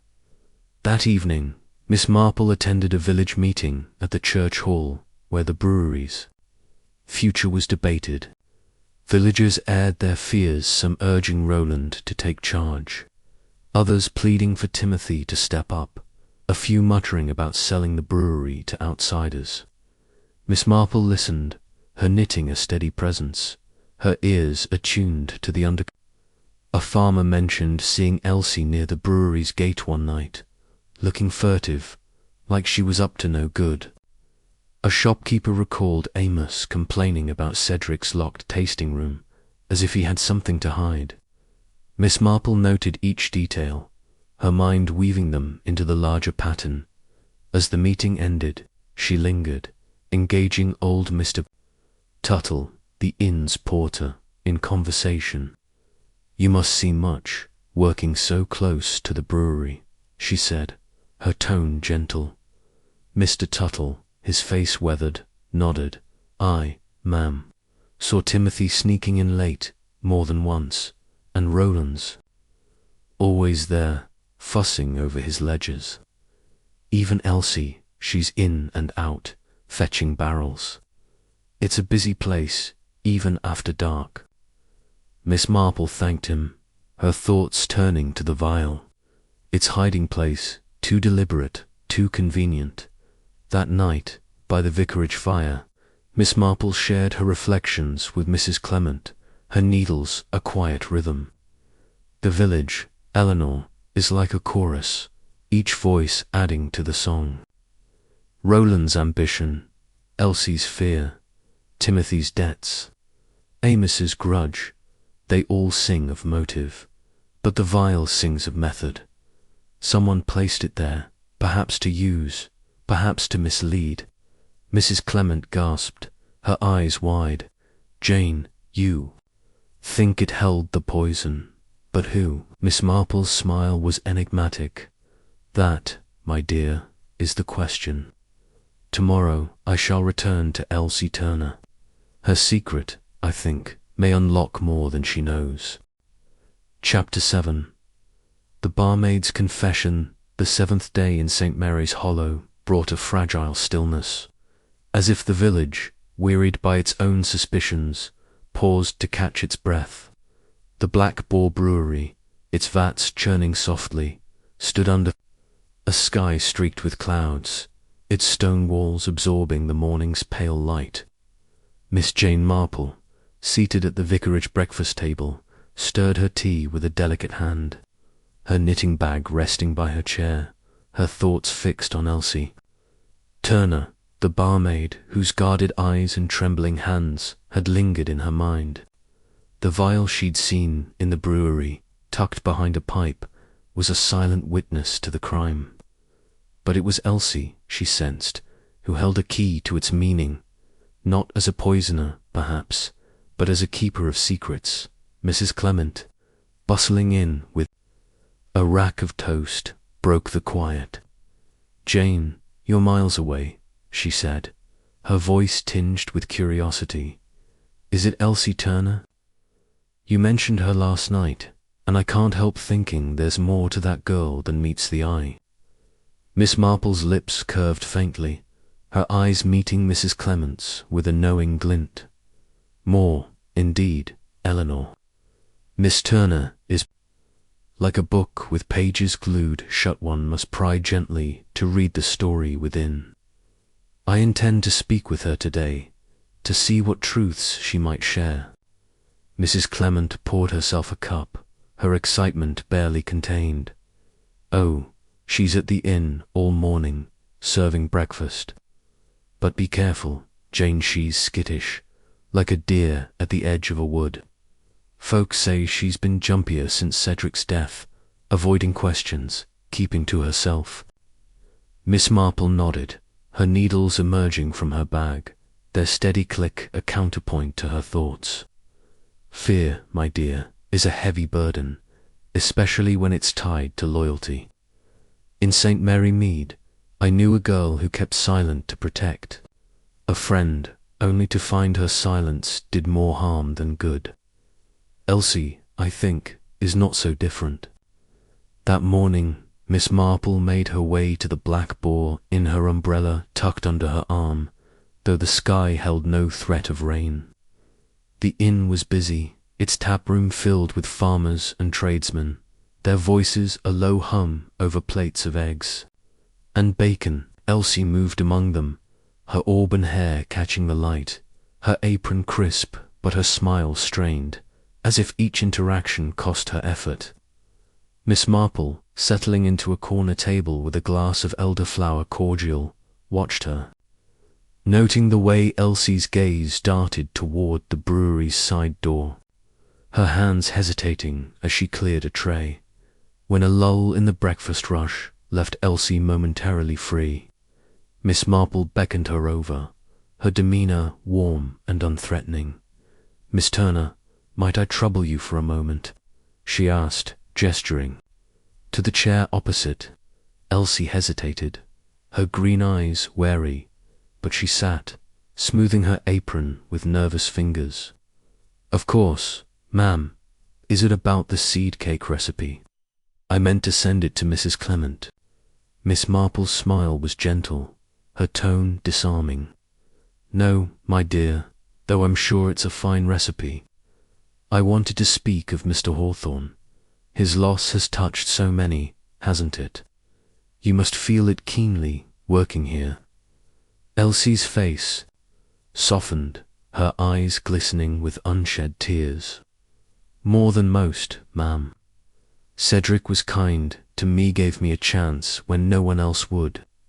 I owe him everything." Her voice was sincere, but Miss Marple noted the tremor in it, the way her hands twisted the cloth she held. She leaned forward, her voice soft but insistent. "Kindness like that creates bonds, doesn't it? But it can also create burdens, especially in a village where everyone watches." I've seen you with young Timothy, my dear, and I sense you carry something heavy. It's not good to bear such things alone. Elsie's breath caught, her face paling as if Miss Marple had touched a hidden wound. I don't know what you mean, ma'am, she said, her voice barely above a whisper, but her eyes betrayed her, flickering with fear and something like despair. Miss Marple's needles paused, her gaze steady but kind. My dear, I've lived long enough to know when someone is protecting another or, perhaps themselves. You were seen near the brewery, late at night. If you saw something, or know something, it's better to share it than to let it fester. The words hung between them, and for a moment, Elsie seemed on the verge of breaking, her lips trembling, her hands clenched. Then, with a sob, she crumpled, her voice spilling out in a rush. I didn't poison him, ma'am, I swear it. But I saw something that night, someone in the brewery, after hours, near the fermenting shed. I was fetching a barrel for the inn, and I saw a shadow moving, quick-like. I didn't tell because Timothy asked me not to. She paused, her tears falling freely now, her hands covering her face. He said it'd make things worse, that people would think it was him. Miss Marple's heart quickened, though her expression remained calm. Timothy, you say, was he with you, or was it another? Elsie shook her head, her voice muffled. Not Timothy, just the shadow. I told him about it, and he begged me to keep quiet. Said he was in enough trouble with his debts and all. I hid some of his betting slips, too, to keep them from the police. I thought I was helping, but now, I'm so afraid. She looked up, her eyes pleading. You won't tell, will you, ma'am? I only wanted to protect him. Miss Marple reached out, patting Elsie's hand with a maternal gentleness. Truth, my dear, is a better shield than silence. You've done right to tell me, and I'll not betray your confidence unwisely. But you must trust me to do what's needed. Elsie nodded, her tears slowing, though her face was still pale, her fear a tangible thing. Miss Marple rose, her cordial untouched, her mind racing with the new revelation. Elsie's confession cleared Timothy of the act of poisoning, but placed him and the mysterious shadow closer to the crime's heart. As she left the inn, Miss Marple's thoughts turned to the vial in the brewery, its hiding place too deliberate to be chance. Elsie's story of a shadow suggested another player, someone who moved with purpose in the dark. Roland Fitch, with his keys and late-night visits. Amos Reed, delivering grain. Or another, yet unseen, whose motives remained hidden. She recalled a case in St. Mary Mead, where a servant's glimpse of a stranger had unravelled a theft, and knew that Elsie's shadow was a thread worth following. That afternoon, Miss Marple returned to the brewery alone, under the pretense of thanking Roland for his donation. The yard was quiet, the workers on their midday break, and she slipped into the fermenting shed, her steps light on the stone floor. The vats loomed above her, their copper surfaces dull in the dim light, and she made her way to the pipe where she'd seen the vial. To her surprise, it was gone. The space behind the pipe, empty save for a faint dusting of powder racinic, perhaps, or merely dust. Someone, she murmured, is tidying up.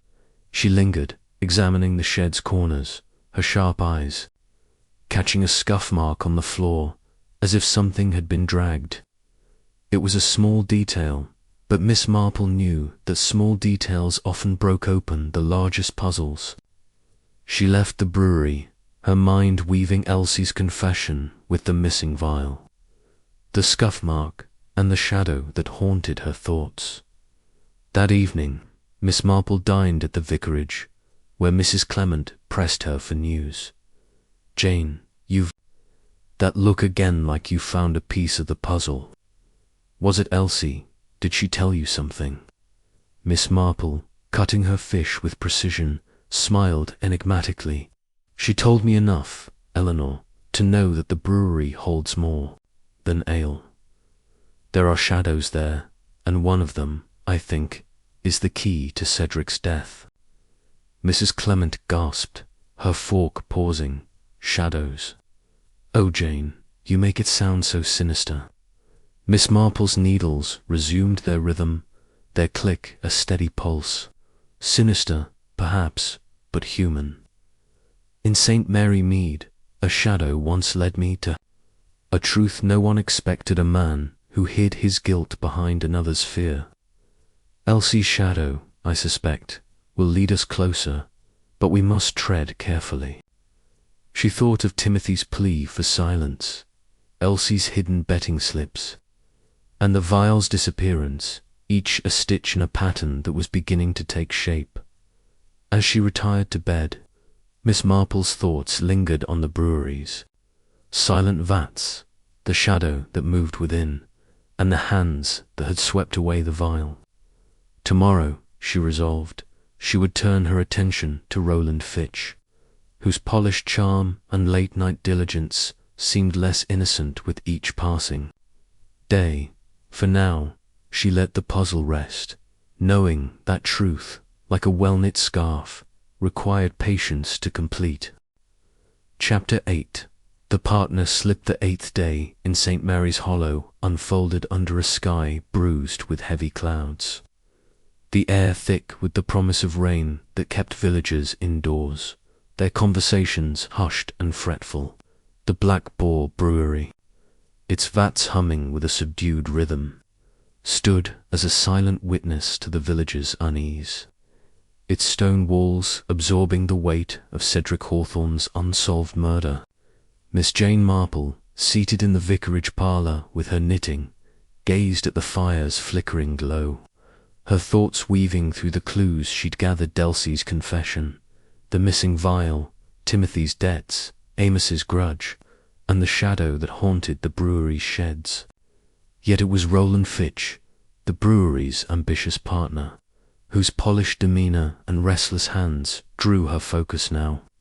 His presence like a knot in the pattern she sought to unravel. Mrs. Clement, entering with a tray of tea and shortbread, broke the quiet. "Jane, you've that look again," she said, her voice a mix of awe and impatience. "You're thinking of Roland Fitch, aren't you? The village is all aflutter about him, his grand plans, his London trips. Some say he's the only one clever enough to have poisoned Cedric without a trace." Miss Marple's needles clicked softly, her eyes meeting Mrs. Clement's with a gentle amusement. Cleverness, Eleanor, is a double-edged sword. It can craft a crime or betray it. Mr. Fitch's ambition is clear, but ambition often speaks louder than it intends. I shall watch him closely today at the village meeting. Mrs. Clement poured the tea, her excitement bubbling over. "Oh, the meeting at the church hall. It's to discuss the brewery's future. Roland's pushing to take charge, I hear. Everyone will be there. Jane, you'll see all the suspects in one place." Miss Marple nodded, her expression serene but her mind alert. "A gathering of voices, my dear, is like a choir. Each note reveals something, even if it's out of tune. I shall listen carefully, especially to Mr. Fitch."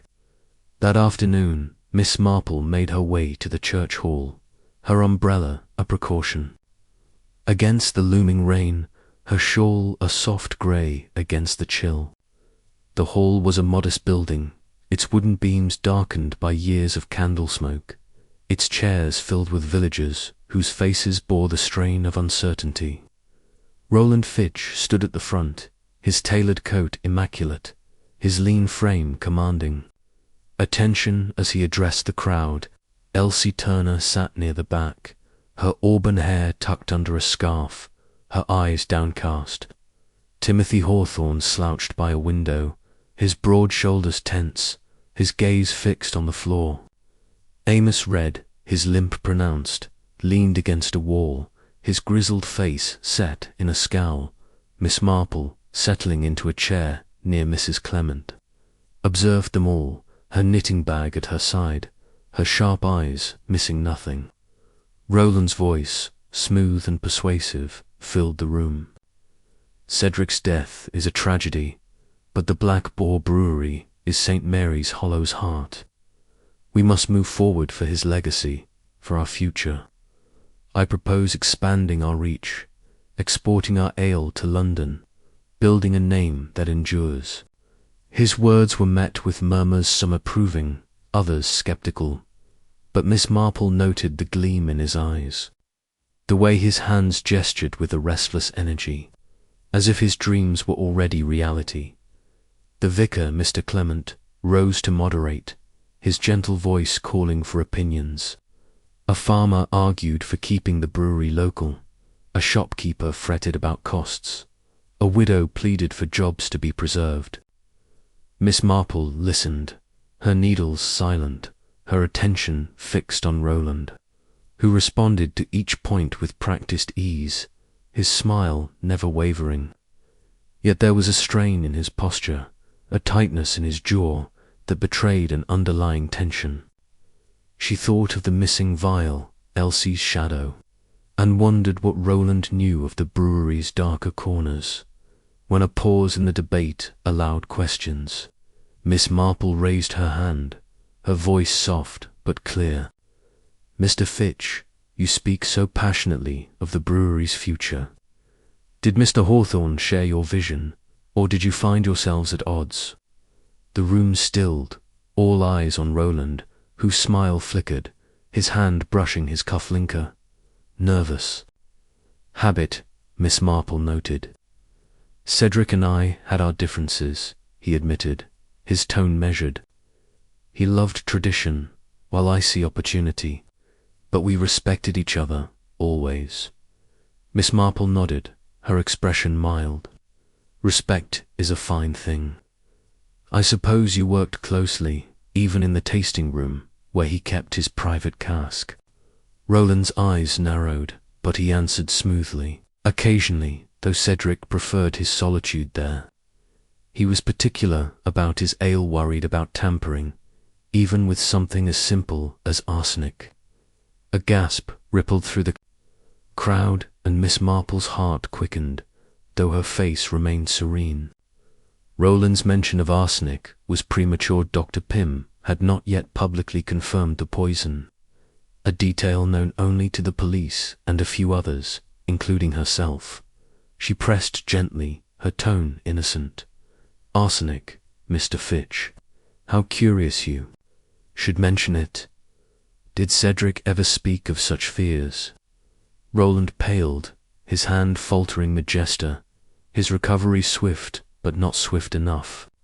"I only meant pests, ma'am, rats, you know, in the stores.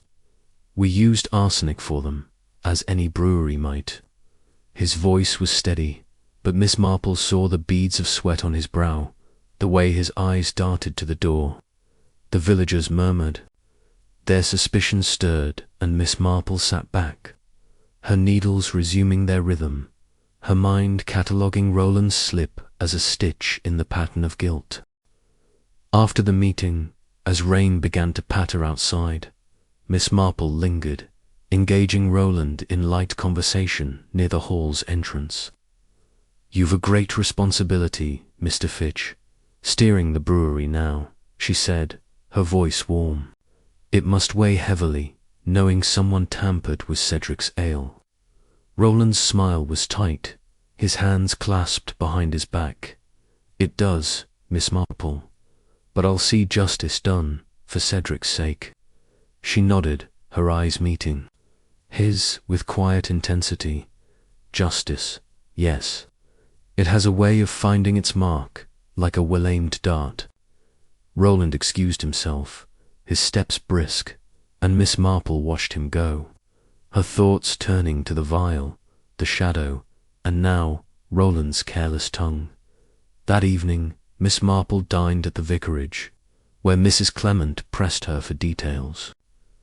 "Jane, I saw Roland's face when you mentioned the tasting room.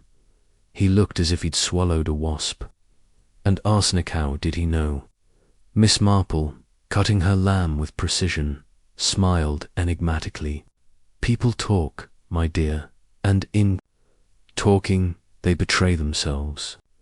In St. Mary Mead, a man once boasted of a deed before it was known, and his words were his undoing. Mr. Fitch's slip, I think, is a thread worth pulling. Mrs. Clement gasped, her fork pausing. You think he's the poisoner? Oh, Jane. It's too dreadful. Miss Marple's needles clicked steadily, their rhythm a quiet pulse. Dreadful, perhaps, but not certain. Roland has keys, motive, and now a slip of the tongue, but the vial's absence troubles me. Someone moved it, and that someone knows more than they admit. She thought of Elsie's confession, Timothy's fear, and the scuff mark in the shed, each a piece of a puzzle that grew clearer with Roland's misstep. She resolved to examine the brewery's records, to see if Roland's ambition had left a paper trail, perhaps a purchase of arsenic, or a plan that Cedric had opposed. The next morning, Miss Marple visited the inn, where she engaged old Mr. Tuttle, the porter, in conversation about the brewery's operations. Mr. Fitch seems a busy man, she said, her tone light.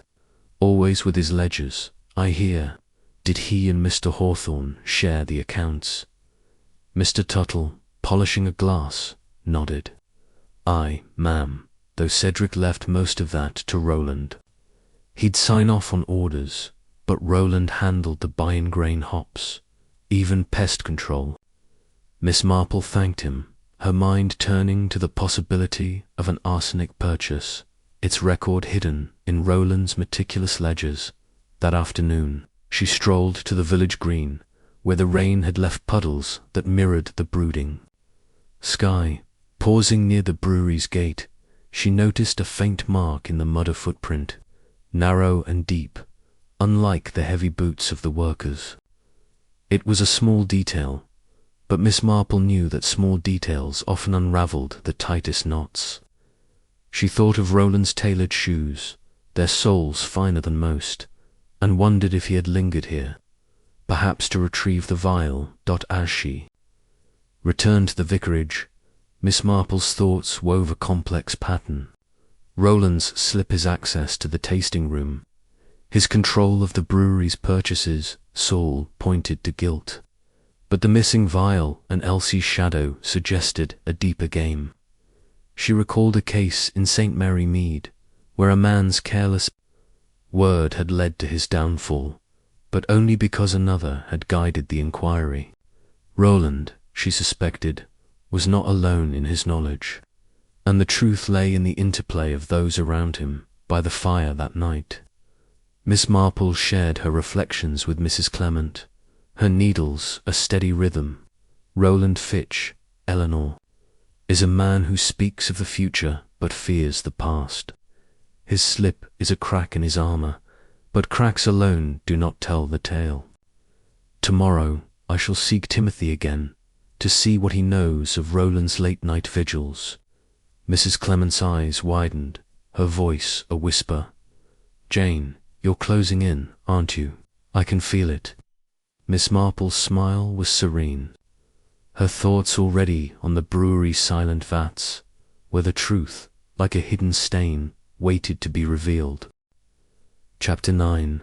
The Sun's Redemption. The 9th morning in St. Mary's Hollow broke with a tentative sun, its rays piercing the clouds to cast a golden glow over the village's damp roofs and cobbled lanes. The Black Boar Brewery, its chimneys puffing steadily, seemed to pulse with a quiet resolve, as if determined to outlast the shadow of Cedric Hawthorne's murder.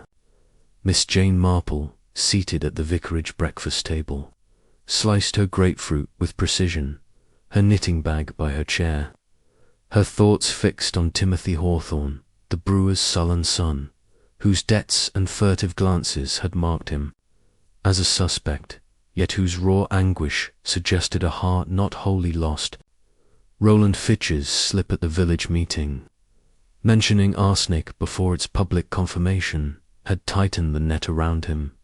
But Timothy, she sensed, held a piece of the puzzle, perhaps a glimpse of the truth that could unravel the breweries. Secrets. Mrs. Clement, bustling in with a pot of tea, broke the silence. "Jane, you're plotting again," she said, her voice a mix of admiration and impatience. "Is it Timothy? The village is still whispering about his gambling. But some say he's been quieter since Cedric's death, like he's carrying a—" "Wait." Miss Marple's eyes twinkled, her needles emerging from her bag, their soft click a counterpoint to her thoughts. "A wait, Eleanor, can be guilt or grief for both. Young Mr. Hawthorne is a tangled thread, but I believe there's good in him, if one can reach it. I shall seek him out today to see what he knows of Roland Fitch's doings." Mrs. Clement poured the tea, her excitement barely contained. "Oh, you'll find him at the inn, I wager, brooding over a pint. But be gentle, Jane, he's prickly, like a hedgehog curled tight." Miss Marple nodded, her expression serene but her mind alert. "Gentleness, my dear, is a key that unlocks many doors. In St. Mary Mead, a boy once confessed a theft because he was asked, not accused. Timothy, I think, needs such a key." That morning, Miss Marple made her way to the Black Boar Inn, her shawl a soft grey against the autumn chill, her umbrella tucked under her arm as a precaution. The inn's tap-room was quieter than usual, its patrons subdued, their conversations hushed by the lingering spectre of murder. Timothy sat in his customary corner, his broad frame hunched, his pint untouched, his dark eyes fixed on a knot in the table's grain. Miss Marple approached, her steps light, her demeanour maternal, and settled into the chair opposite, her knitting bag at her side. "Mr. Hawthorne," she began, her voice gentle, "I hope I'm not intruding. I've been thinking of your father, and how hard this time must be for you." Timothy looked up, his expression wary, his jaw tightening as if bracing for judgment. "What do you want, ma'am?" he muttered, his voice rough but lacking the defiance she'd heard before. Miss Marple's smile was warm, her tone disarming. "Only to understand, my dear boy, you loved your father, I think, despite your quarrels. It's a heavy thing to lose him so cruelly."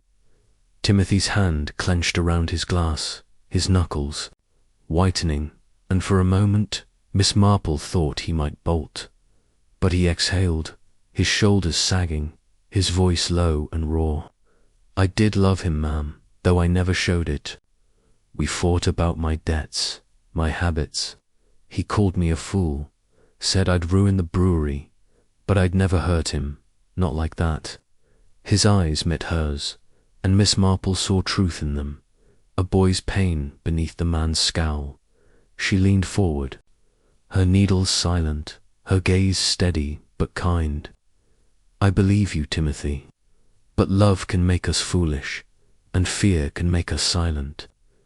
I know you were in the brewery the night your father died, asking for money. Did you see anything anyone might have lingered where they shouldn't?" Timothy's face paled, his fingers twisting a coaster, and Miss Marple pressed gently, her voice soft as a whisper. "You spoke to Elsie, told her to keep quiet about a shadow. Was it Roland Fitch you saw near the vats?" The question struck like a spark, and Timothy's breath caught, his eyes wide with panic. "How did you—" He stopped, his voice dropping to a hoarse murmur. "I didn't want to say, ma'am, for fear they'd think it was me. But yes, I saw Roland that night, in the fermenting shed, near the vats. He was checking something paper, maybe, or a cask. I thought nothing of it then, just him being fussy, like always. But now, his voice trailed off, his fear palpable, and Miss Marple nodded, her heart quickening though her face remained calm. "You've done right to tell me, Timothy," she said, her tone maternal. "Your honesty honors your father's memory. Will you help me now by watching Mr. Fitch, noting his comings and goings?" Timothy hesitated, then nodded, his jaw firming with a resolve Miss Marple hadn't seen before. "I will, ma'am, for father." She patted his hand, her smile encouraging, and rose, her mind racing with the new thread Roland's presence in the shed. So close to the missing vial, that afternoon, Miss Marple visited the brewery under the pretense of collecting a recipe for the church bazaar, her real aim to examine Roland's office. The yard was busy, workers rolling barrels with a quiet efficiency, and Roland, alerted to her arrival, greeted her with his usual polish, though his eyes were wary. "Miss Marple, a pleasure," he said, leading her to the office, a small room, cluttered with ledgers and brewing charts. "I'm afraid I'm no cook, but our malt biscuits are a village favorite. I'll have the recipe sent to Mrs. Clement." Miss Marple thanked him, her sharp eyes scanning the room as he spoke. A desk, its surface orderly, held a locked drawer that drew her notice, its keyhole glinting in the lamplight. "You keep such meticulous records, Mr. Fitch," she said, her tone admiring. "It must be a comfort, knowing the brewery's affairs are so well in hand." Roland's smile tightened, his hand brushing the desk. "Cedric trusted me with the accounts. It's a responsibility I take seriously." She nodded, her mind fixed on the drawer, suspecting it held more than ledgers, perhaps a record of arsenic, or a plan Cedric had opposed. As Roland stepped out to fetch the recipe, Miss Marple, with a deftness born of years in St. Mary Mead, produced a hairpin from her bag and eased the drawer's lock open. Inside, she found a receipt, its ink stark against the paper, dated 3 weeks before Cedric's death, for a purchase of arsenic powder, signed by Roland Fitch. "Sloppy," she murmured, her heart quickening, or overconfident. She replaced the receipt, relocked the drawer, and was seated with her knitting when Roland returned. None the wiser. That evening, Miss Marple dined at the vicarage, where Mrs. Clement pressed her for news. "Jane, you've been to the brewery again. Did you find something? Was it Timothy?" Miss Marple, sipping her soup, smiled enigmatically. "Timothy, Eleanor, is a boy finding his way, and his honesty is a light in this dark affair. But Mr. Fitch's shadow grows longer, and his desk holds secrets that speak louder than his words." Mrs. Clement gasped, her spoon pausing. "Secrets? Oh, Jane, you're unraveling it, aren't you?" Miss Marple's needles clicked steadily, their rhythm a quiet pulse. "Unraveling, perhaps, but the pattern is not yet complete. In St. Mary Mead, a man once hid his guilt in plain sight, thinking no one would look. Roland's receipt, I think, is such a thing, but it raises questions. Why keep it, unless to shift blame?" She thought of Timothy's testimony, Elsie's shadow, the missing vial, and the receipt. Each a stitch in a web that pointed to Roland, yet left room for doubt. The next morning, Miss Marple strolled to the village green, where she paused by the brewery's gate, her sharp eyes catching a faint smudge on the latch, a trace of powder, perhaps, or merely dirt. It was a small detail, but Miss Marple knew that small details often broke the tightest knots. She thought of Roland's tailored coat, his restless hands, and wondered if he had passed this way, carrying more than ambition. As she returned to the vicarage, Miss Marple's thoughts wove a complex pattern. Timothy's redemption, his glimpse of Roland, strengthened the case against the partner. But the receipt's presence puzzled her. Was it carelessness or a deliberate plant? She recalled a case in St. Mary Mead, where a forged letter had misled the village, only to expose its writer. Roland, she suspected, was playing a similar game. But the shadow Elsie saw suggested another hand, one she had yet to identify by the fire that night. Miss Marple shared her reflections with Mrs. Clement, her needles a steady rhythm. Timothy, Eleanor, has given us a window, but Roland's secrets are the frame. His receipt is a bold stroke, but boldness can be a mask. Tomorrow I shall look to Amos Reed's alibi to see if his bluntness hides a deeper truth. Mrs. Clement's eyes widened, her voice a whisper. Jane, you're so close. I can feel it. Miss Marple's smile was serene, her thoughts already on the brewery's silent stores, where the truth, like a hidden seam, waited to be unpicked. Chapter 10. The Suppliers Grudge, 10th day in St. Mary's Hollow, dawned with a brittle clarity, the sun casting long shadows across the village's cobbled lanes, as if illuminating the secrets that lingered in its corners. The Black Boar Brewery, its vats churning with a steady hum, stood resolute, yet its air was heavy with the unresolved tragedy of Cedric Hawthorne's death. Miss Jane Marple, seated in the vicarage parlour with her morning tea, adjusted her shawl, her knitting bag by her side, her thoughts fixed on Amos Reed, the brewery's grizzled supplier, whose open grudge and accessible arsenic had made him a suspect, though his bluntness seemed at odds with the poison's subtlety.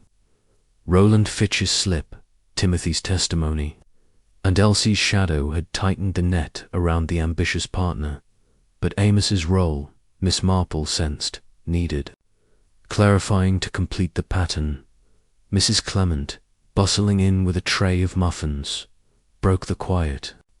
Jane, you're deep in thought again, she said, her voice tinged with anticipation. Is it Amos Reed? The village still mutters about his temper, but some say he's too gruff to be sly. What do you make of him? Miss Marple's needles clicked softly, her eyes meeting Mrs. Clement's with a gentle gleam. Gruffness, Eleanor, can be a shield, but it rarely hides cunning. Mr. Reed's arsenic is a loud clue, too loud, perhaps. I shall seek his alibi today to see if his story holds water or leaks like a cracked barrel. Mrs. Clement poured the tea, her excitement bubbling over. Oh, you'll find him at his farm, I expect, tending his fields. But how will you ask without ruffling him? He's prickly as a thorn bush. Miss Marple smiled, her expression serene, but her mind alert. A thorn bush, my dear, yields to a careful hand. In St. Mary Mead, a farmer once swore he'd seen nothing, but a quiet question about his evening's walk undid his tale. Amos, I think, will speak if approached with care. That morning, Miss Marple set out for Reed's farm, her sensible shoes navigating the muddy track, her umbrella a precaution against the fickle sky. The farm was a patchwork of barley fields and weathered sheds, its air sharp with the scent of damp grain. Amos was in the yard, loading sacks onto a cart, his limp pronounced, his face set in its customary scowl. His wife, tending the hens, spotted Miss Marple and called him over, her voice weary but kind. Amos approached, wiping his hands on a rag, his eyes narrowing with suspicion. Miss Marple, is it? Back again? What's this about now? Miss Marple's smile was disarming, her tone gentle. Only a neighbourly visit, Mr. Reed, to thank your wife for the eggs and to ask about your fine barley. The brewery depends on you, doesn't it? It must keep you busy, delivering so often. Amos grunted, leaning on his stick, his suspicion softening but not gone. Busy enough. Cedric relied on my grain, though he was slow to pay for it, kept me running to the brewery, week in, week out. Miss Marple nodded, her hands folded neatly. A demanding task. Were you there the night before Mr. Hawthorne died, perhaps making a late delivery? Amos's eyes flickered, but he answered readily, his voice gruff. Not that night, ma'am. I was at Granger's farm, a mile yonder, bargaining for hops. Till past midnight. Ask Tom Granger, he'll tell you. His tone was firm, almost defiant, and Miss Marple tilted her head, her expression thoughtful. How diligent of you, Mr. Reed, to travel so late. Did you pass by the brewery on your way home, perhaps to check on your stores? Amos shook his head, his scowl deepening. No need. My grain was delivered that morning. I was home by 1, asleep by 2. Miss Marple thanked him, her mind, cataloguing his words, noting the specificity of his alibi, a sign of truth, or a story well rehearsed. She lingered a moment, chatting with Mrs. Reed about the hens, her sharp eyes scanning the yard for anything amiss. The shed where she'd seen the arsenic tin was locked now, its door secured with a new padlock, a detail that piqued her curiosity. Careful, she murmured to herself, or cautious. She bid the Reeds farewell, her thoughts turning to Granger's farm, where she resolved to verify Amos's story. That afternoon, Miss Marple enlisted Mrs. Clement to accompany her to Tom Granger's farm, under the pretense of buying cider for the vicarage. Granger, a stout man with a ruddy face, greeted them warmly, his barn fragrant with apples and straw. Miss Marple steered the conversation to Amos, her tone light but purposeful. Mr. Reed mentioned he was here, bargaining for hops. The night before Mr. Hawthorne's death, she said, selecting a bottle of cider. It must have been a late hour for such business. Granger nodded, wiping his hands on his apron. Aye, ma'am, near midnight. Amos drove a hard bargain, as always, stayed till 12:30, then headed home. I saw his cart trundle off, clear as day. Miss Marple thanked him, her heart quickening though her face remained serene. Amos's alibi held, placing him far from the brewery during the critical hours. His arsenic, she realized, was a red herring too obvious, too accessible, designed, perhaps to draw suspicion while the true poisoner worked in shadow. She thought of Roland Fitch, his receipt for arsenic, his presence in the fermenting shed, and wondered if he had counted on Amos's temper to deflect blame. Back at the vicarage, Mrs. Clement poured tea, her voice bubbling with questions. Jane, Amos's story checks out.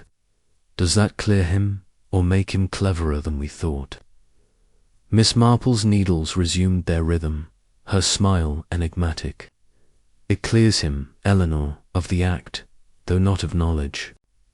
His arsenic was a convenient distraction, like a bright scarf waved to hide a thief's hand. Roland Fitch, I think, is the hand we must watch. Mrs. Clement gasped, her cup pausing. Roland? Oh, Jane, you're sure he's the one? Miss Marple sipped her tea, her thoughts weaving a complex pattern. Sure, my dear, is a word I use sparingly. But Roland's slip, his receipt, Timothy's citing all point to him, like arrows to a target. Yet the vial's absence, Elsie's shadow, suggest a careful mind, one that plans beyond the moment. She recalled a case in St. Mary Mead where a man's alibi was too perfect, masking his role as an accomplice, and wondered if Amos had seen more than he admitted, perhaps a glimpse of Roland, unnoticed in his focus on hops. That evening, Miss Marple attended a small gathering at the inn, where villagers discussed the brewery's future over pints and pies. Roland was absent, but Elsie served with a quiet efficiency, her eyes less fearful, as if her confession had lightened her burden. Timothy, in his corner, watched the room with a new alertness, his promise to Miss Marple evident in his gaze. Amos, nursing a pint by the fire, seemed subdued, his temper dulled by the villagers' scrutiny. Miss Marple, sipping a ginger cordial, listened to their chatter, her ears attuned to any mention of Roland's movements. A farmer, his voice rough with ale, mentioned seeing Roland's motorcar near the brewery late one night, fussing about like he owned the place. Miss Marple nodded, her knitting silent, her mind adding the detail to her tapestry. She approached Amos, her tone gentle. "Mr. Reed, you've been so helpful," she said, her voice warm. "Did you ever notice Mr. Fitch in the stores, perhaps, handling things he shouldn't?" Amos's eyes narrowed, but he shook his head. "Can't say I did, ma'am. Roland's always poking about, but that's his way. Never trusted him, mind." Miss Marple thanked him, her thoughts turning to the locked shed, the missing vial, and Roland's arsenic receipt. Amos's alibi, she realized, not only cleared him but shifted the focus squarely to Roland, whose careful plans were beginning to fray. She thought of the footprint by the gate, the scuff mark in the shed, and wondered if Roland had left other traces, hidden in the brewery's labyrinth. The next morning, Miss Marple strolled to the village green, where she paused by the brewery's fence, her sharp eyes catching a glint in the grasser button. Small and polished, its thread frayed as if torn from a coat. It was a minor detail, but Miss Marple knew that minor details often undid the cleverest schemes.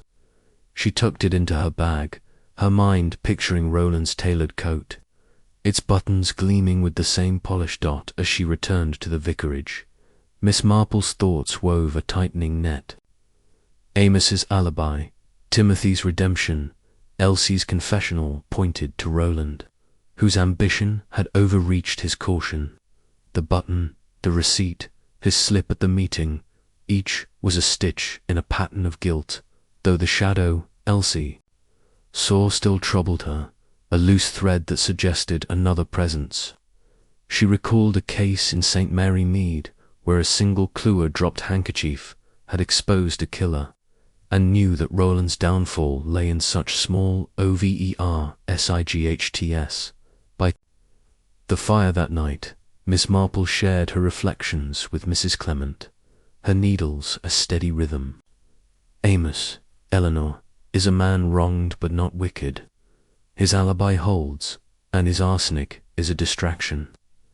Roland Fitch, I fear, is the weaver of this web, but we must set a trap to catch him. Mrs. Clement's eyes widened, her voice a whisper. "A trap, Jane, you're so bold." Miss Marple's smile was serene, her thoughts already on the inn, where she would gather the suspects, to see whose nerve would break under the weight of truth. Chapter 11. The trap, the 11th day in St. Mary's Hollow, dawned with a quiet intensity. The sky, a pale expanse of grey that seemed to hold the village in a suspended breath. The Black Boar Brewery, its vats murmuring softly, stood as a sentinel over the village's secrets, its stone walls bearing silent witness to the tragedy of Cedric Hawthorne's murder. Miss Jane Marple, seated in the vicarage parlour with her morning tea, adjusted her spectacles, her knitting bag by her side, her thoughts weaving the final threads of the puzzle. Roland Fitch's arsenic receipt, Timothy's sighting, Elsie's shadow, and Amos's alibi. The net was tightening, she knew, but to catch the poisoner required a delicate trap, one set with words and observation rather than force. Mrs. Clement, bustling in with a tray of scones, broke the silence, her voice alight with anticipation. "Jane, you've that gleam in your eye," she said, setting the tray down with a clatter. "You're planning something, aren't you? Is it Roland Fitch? The village is buzzing about his talk of arsenic at the meeting. Folks say he knows too much." Miss Marple's needles clicked softly, her smile serene but her mind razor-sharp. "Buzzing, Eleanor, is what villagers do best. But it's the quiet truths that matter. Mr. Fitch's slip was a window, and today I mean to open it wide. I shall ask you to arrange a gathering at the inn, my dear, with all our players present." Mrs. Clement's eyes widened, her excitement barely contained. "A gathering, oh Jane, like a trap to catch the killer. Who shall we invite?" Miss Marple sipped her tea, her tone measured.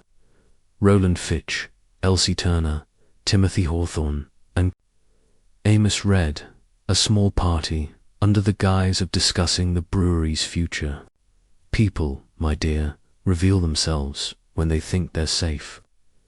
Mrs. Clement nodded eagerly, already planning the invitations, and Miss Marple resumed her knitting, her thoughts on the inn's taproom, where the truth would be coaxed into. The light that afternoon, Miss Marple visited the Black Boar Inn to ensure the arrangements. Her shawl a soft grey against the autumn chill, her umbrella tucked under her arm.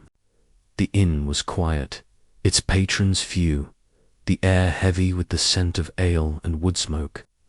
Elsie Turner, wiping down tables, glanced up with a flicker of unease, her auburn hair catching the lamplight. Miss Marple offered a reassuring smile, her voice gentle. "Miss Turner, Mrs. Clement is hosting a small gathering here tonight to honour Mr. Hawthorne's memory. I hope you'll join us. It would mean so much to the village." Elsie nodded, her hands trembling slightly, and Miss Marple noted her lingering fear, a sign that her confession had not fully eased her burden. The gathering was set for 7. In the inn's private parlour, a cosy room with low beams and a crackling fire, Mrs. Clement, ever the gracious hostess, welcomed the guests.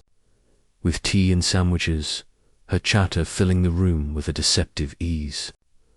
Roland Fitch arrived first, his tailored coat immaculate, his smile polished but his eyes wary, like a man stepping onto thin ice.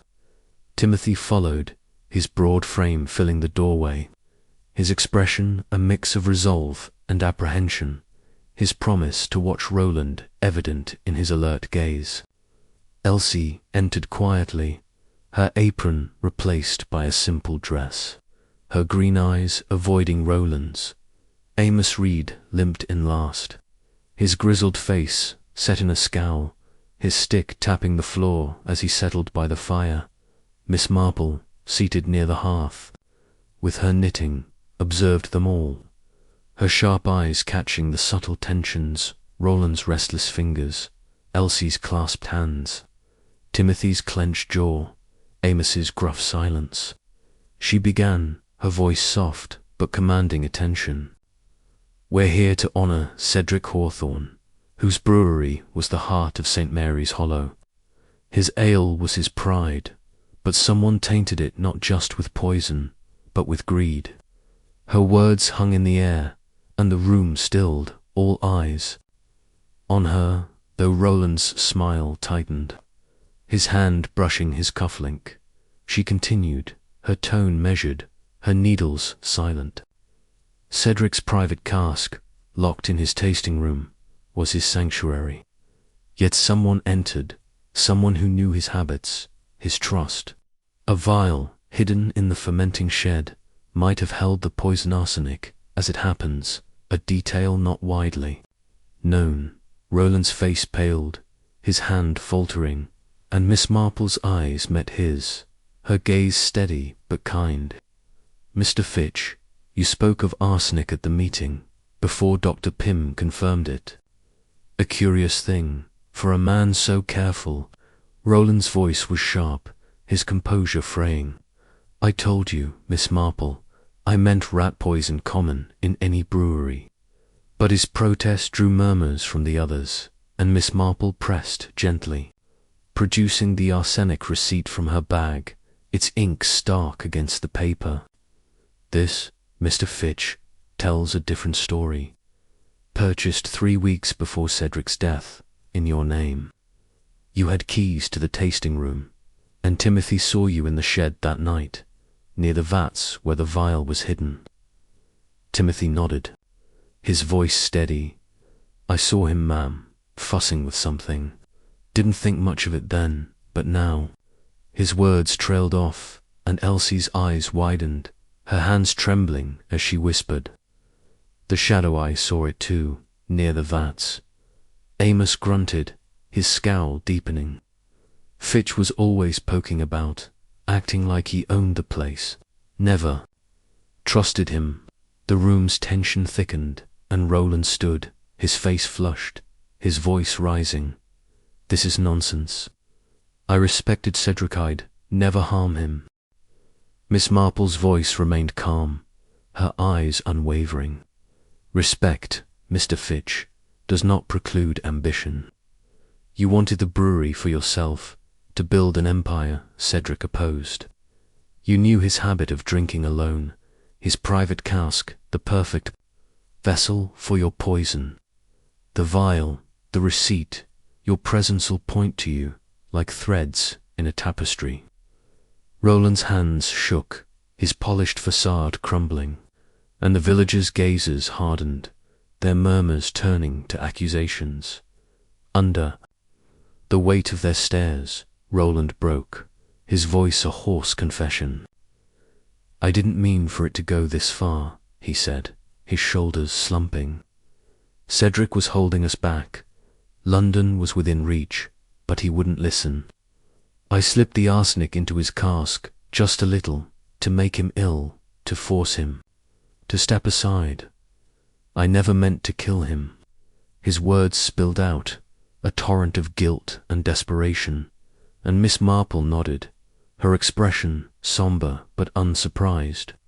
Intent, Mr. Fitch, does not undo a death. You poisoned a man's ale, and his trust. Mrs. Clement gasped, her hand to her mouth, while Elsie's tears fell silently. Timothy's face set in grim resolve, and Amos's scowl softened to pity. Miss Marple signalled to Mr. Tuttle, the porter, who had been waiting discreetly, and he fetched the village constable, who stood at the parlour's door. Roland, his head bowed, offered no resistance as the constable led him away, the villagers' voices rising in a chorus of shock and relief. As the gathering dispersed, Miss Marple remained by the fire, her knitting resumed, her thoughts on the shadow Elsie had seen. Was Roland, she was certain, but the vial's disappearance suggested a careful mind, one that had almost outwitted her. She recalled a case in St. Mary Mead, where a killer's confession was prompted by a single question, and knew that Roland's ambition had been his undoing. His slip the crack that let the truth spill out. That night, Miss Marple dined at the vicarage, where Mrs. Clement pressed her for details. Jane, you were magnificent. How did you know Roland would confess? Miss Marple, sipping her soup, smiled enigmatically. People, Eleanor, are like book soap in them gently, and they tell their story. Roland's ambition wrote his guilt, and our gathering merely turned the page. Mrs. Clement's eyes shone, her voice a whisper. And the brewery. What now? Miss Marple's needles clicked steadily, their rhythm a quiet pulse. The brewery, my dear, will heal as villagers do. Timothy, I think, will find his way with Elsie's help. But for now, the truth is enough. Her thoughts lingered on the button by the gate, the scuff mark in the shed, small details that had confirmed her suspicions, though she kept them to herself, knowing the village needed no more shadows. Chapter 12. The quiet resolution, the The 12th day in St. Mary's Hollow dawned with a gentle warmth, the sun breaking through the clouds to bathe the village in a soft, golden light, as if nature itself sought to soothe the wounds left by Cedric. Hawthorne's murder, the Black Boar Brewery, its vats humming steadily, stood as a symbol of resilience, its chimneys puffing with renewed purpose. Miss Jane Marple, seated in the vicarage parlour, packed her knitting into its familiar bag, her movements deliberate, her thoughts lingering on the tapestry of clues that had unravelled Roland Fitch's Guilt the Arsenic receipt, Timothy's testimony, Elsie's shadow, the vanished vial. With Roland's confession secured, the village could begin to heal. But Miss Marple knew that truth, like a well-brewed ale, left a lingering aftertaste, one that required reflection to fully savour. Mrs. Clement, bustling in with a tray of tea and biscuits, broke the quiet, her face alight with relief and curiosity. "Jane, you've done it," she exclaimed, setting the tray down with a clink.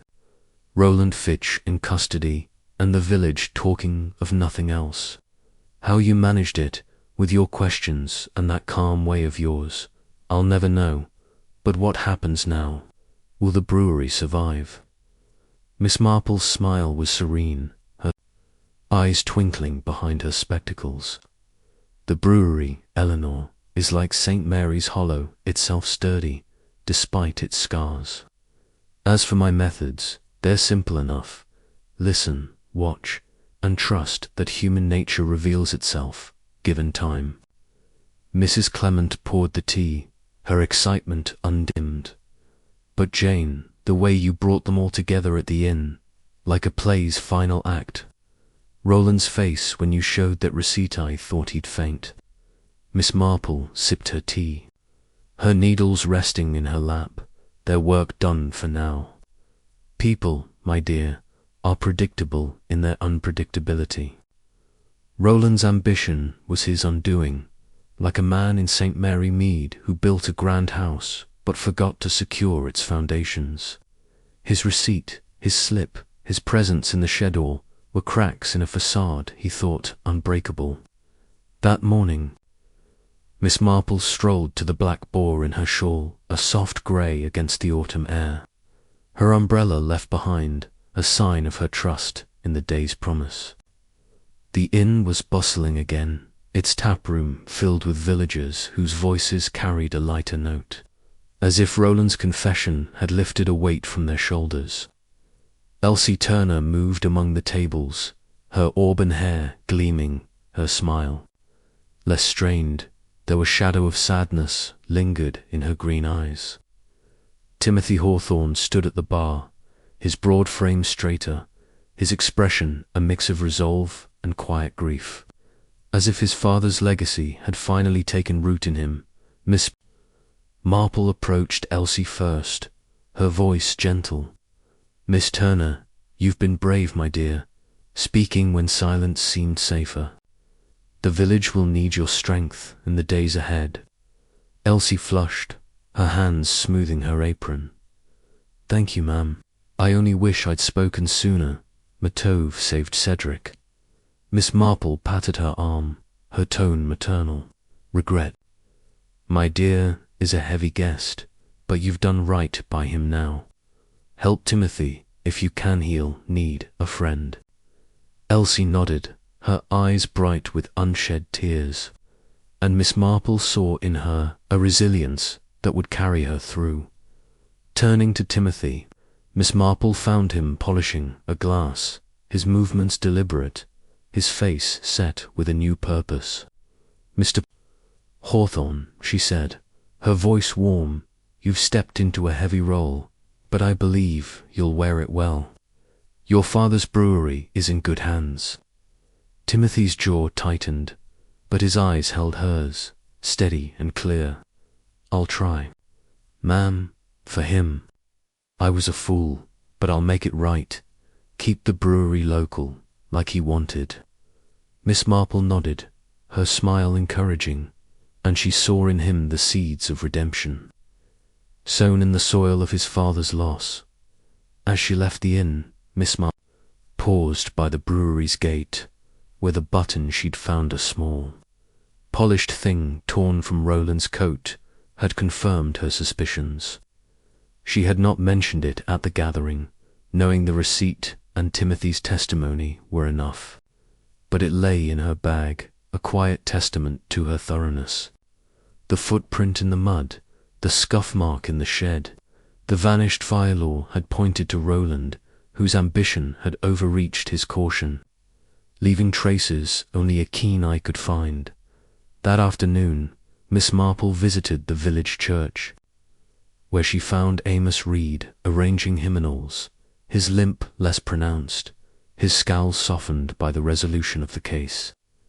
"Mr. Reed," she said, her tone kind, "your honesty about your dealings helped clear the fog. The brewery owes you much, I think." Amos grunted, his grizzled face breaking into a rare half-smile. "Didn't do much, ma'am, but I'm glad that snake Fitch is caught. Cedric deserved better." Miss Marple nodded, her thoughts on Amos's alibi, which had shifted suspicion from his blunt anger to Roland's calculated greed. The village, she observed, was knitting itself back together, its gossip turning from suspicion to plans for the brewery's future.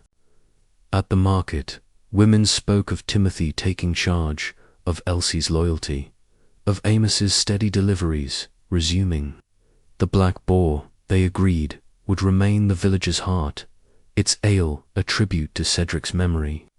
Miss Marple listened, her presence unobtrusive, her mind reflecting on the human frailties that had woven this tragedy: greed, fear, resentment, and, ultimately, truth. That evening, Miss Marple packed her suitcase, her visit to St. Mary's Hollow drawing to a close. Mrs. Clement, hovering by the bedroom door, pressed her for final thoughts. "Jane, you've saved us all, in a way," she said, her voice thick with emotion. "How do you do it, seeing through people like that?" Miss Marple's smile was enigmatic, her hands folding a shawl with care. "People, Eleanor, are much the same, whether in St. Mary, Mead, or St. Mary's Hollow. They want, they scheme, and they forget. Truth has a way of bubbling up, like good ale. Roland Fitch wanted an empire, but he brewed his own downfall." Mrs. Clement sighed, her eyes shining. "And Timothy, Elsie, they'll be all right, won't they?" Miss Marple nodded, her needles tucked into her bag, their work complete. "They will, my dear. Timothy has found his purpose, and Elsie her courage. The brewery will thrive, because it's rooted in the village's heart." She thought of the button, the receipt, the shadow, each a small detail that had led to Roland's confession, and knew that her work here was done. The next morning, Miss Marple boarded the train to St. Mary Mead, her suitcase light, her knitting bag a familiar companion. As the train rattled through the countryside, she gazed out the window, her thoughts on St. Mary's Hollow, its brewery now safe in Timothy's hands, its wounds beginning to heal. She recalled a case in her own village, where a single word had solved a mystery, and knew that here it was a single slip Roland's mention of arsenic that had turned the tide. Her needles clicked softly, already weaving a new pattern, though no puzzle awaited her yet. "There's always another," she murmured, her smile serene, her eyes bright with the quiet thrill of truths yet to be uncovered. As the train carried her home, St. Mary's Hollow faded into the distance, its brewery a beacon of resilience, its story a testament to the power of observation, patience, and a well-placed question.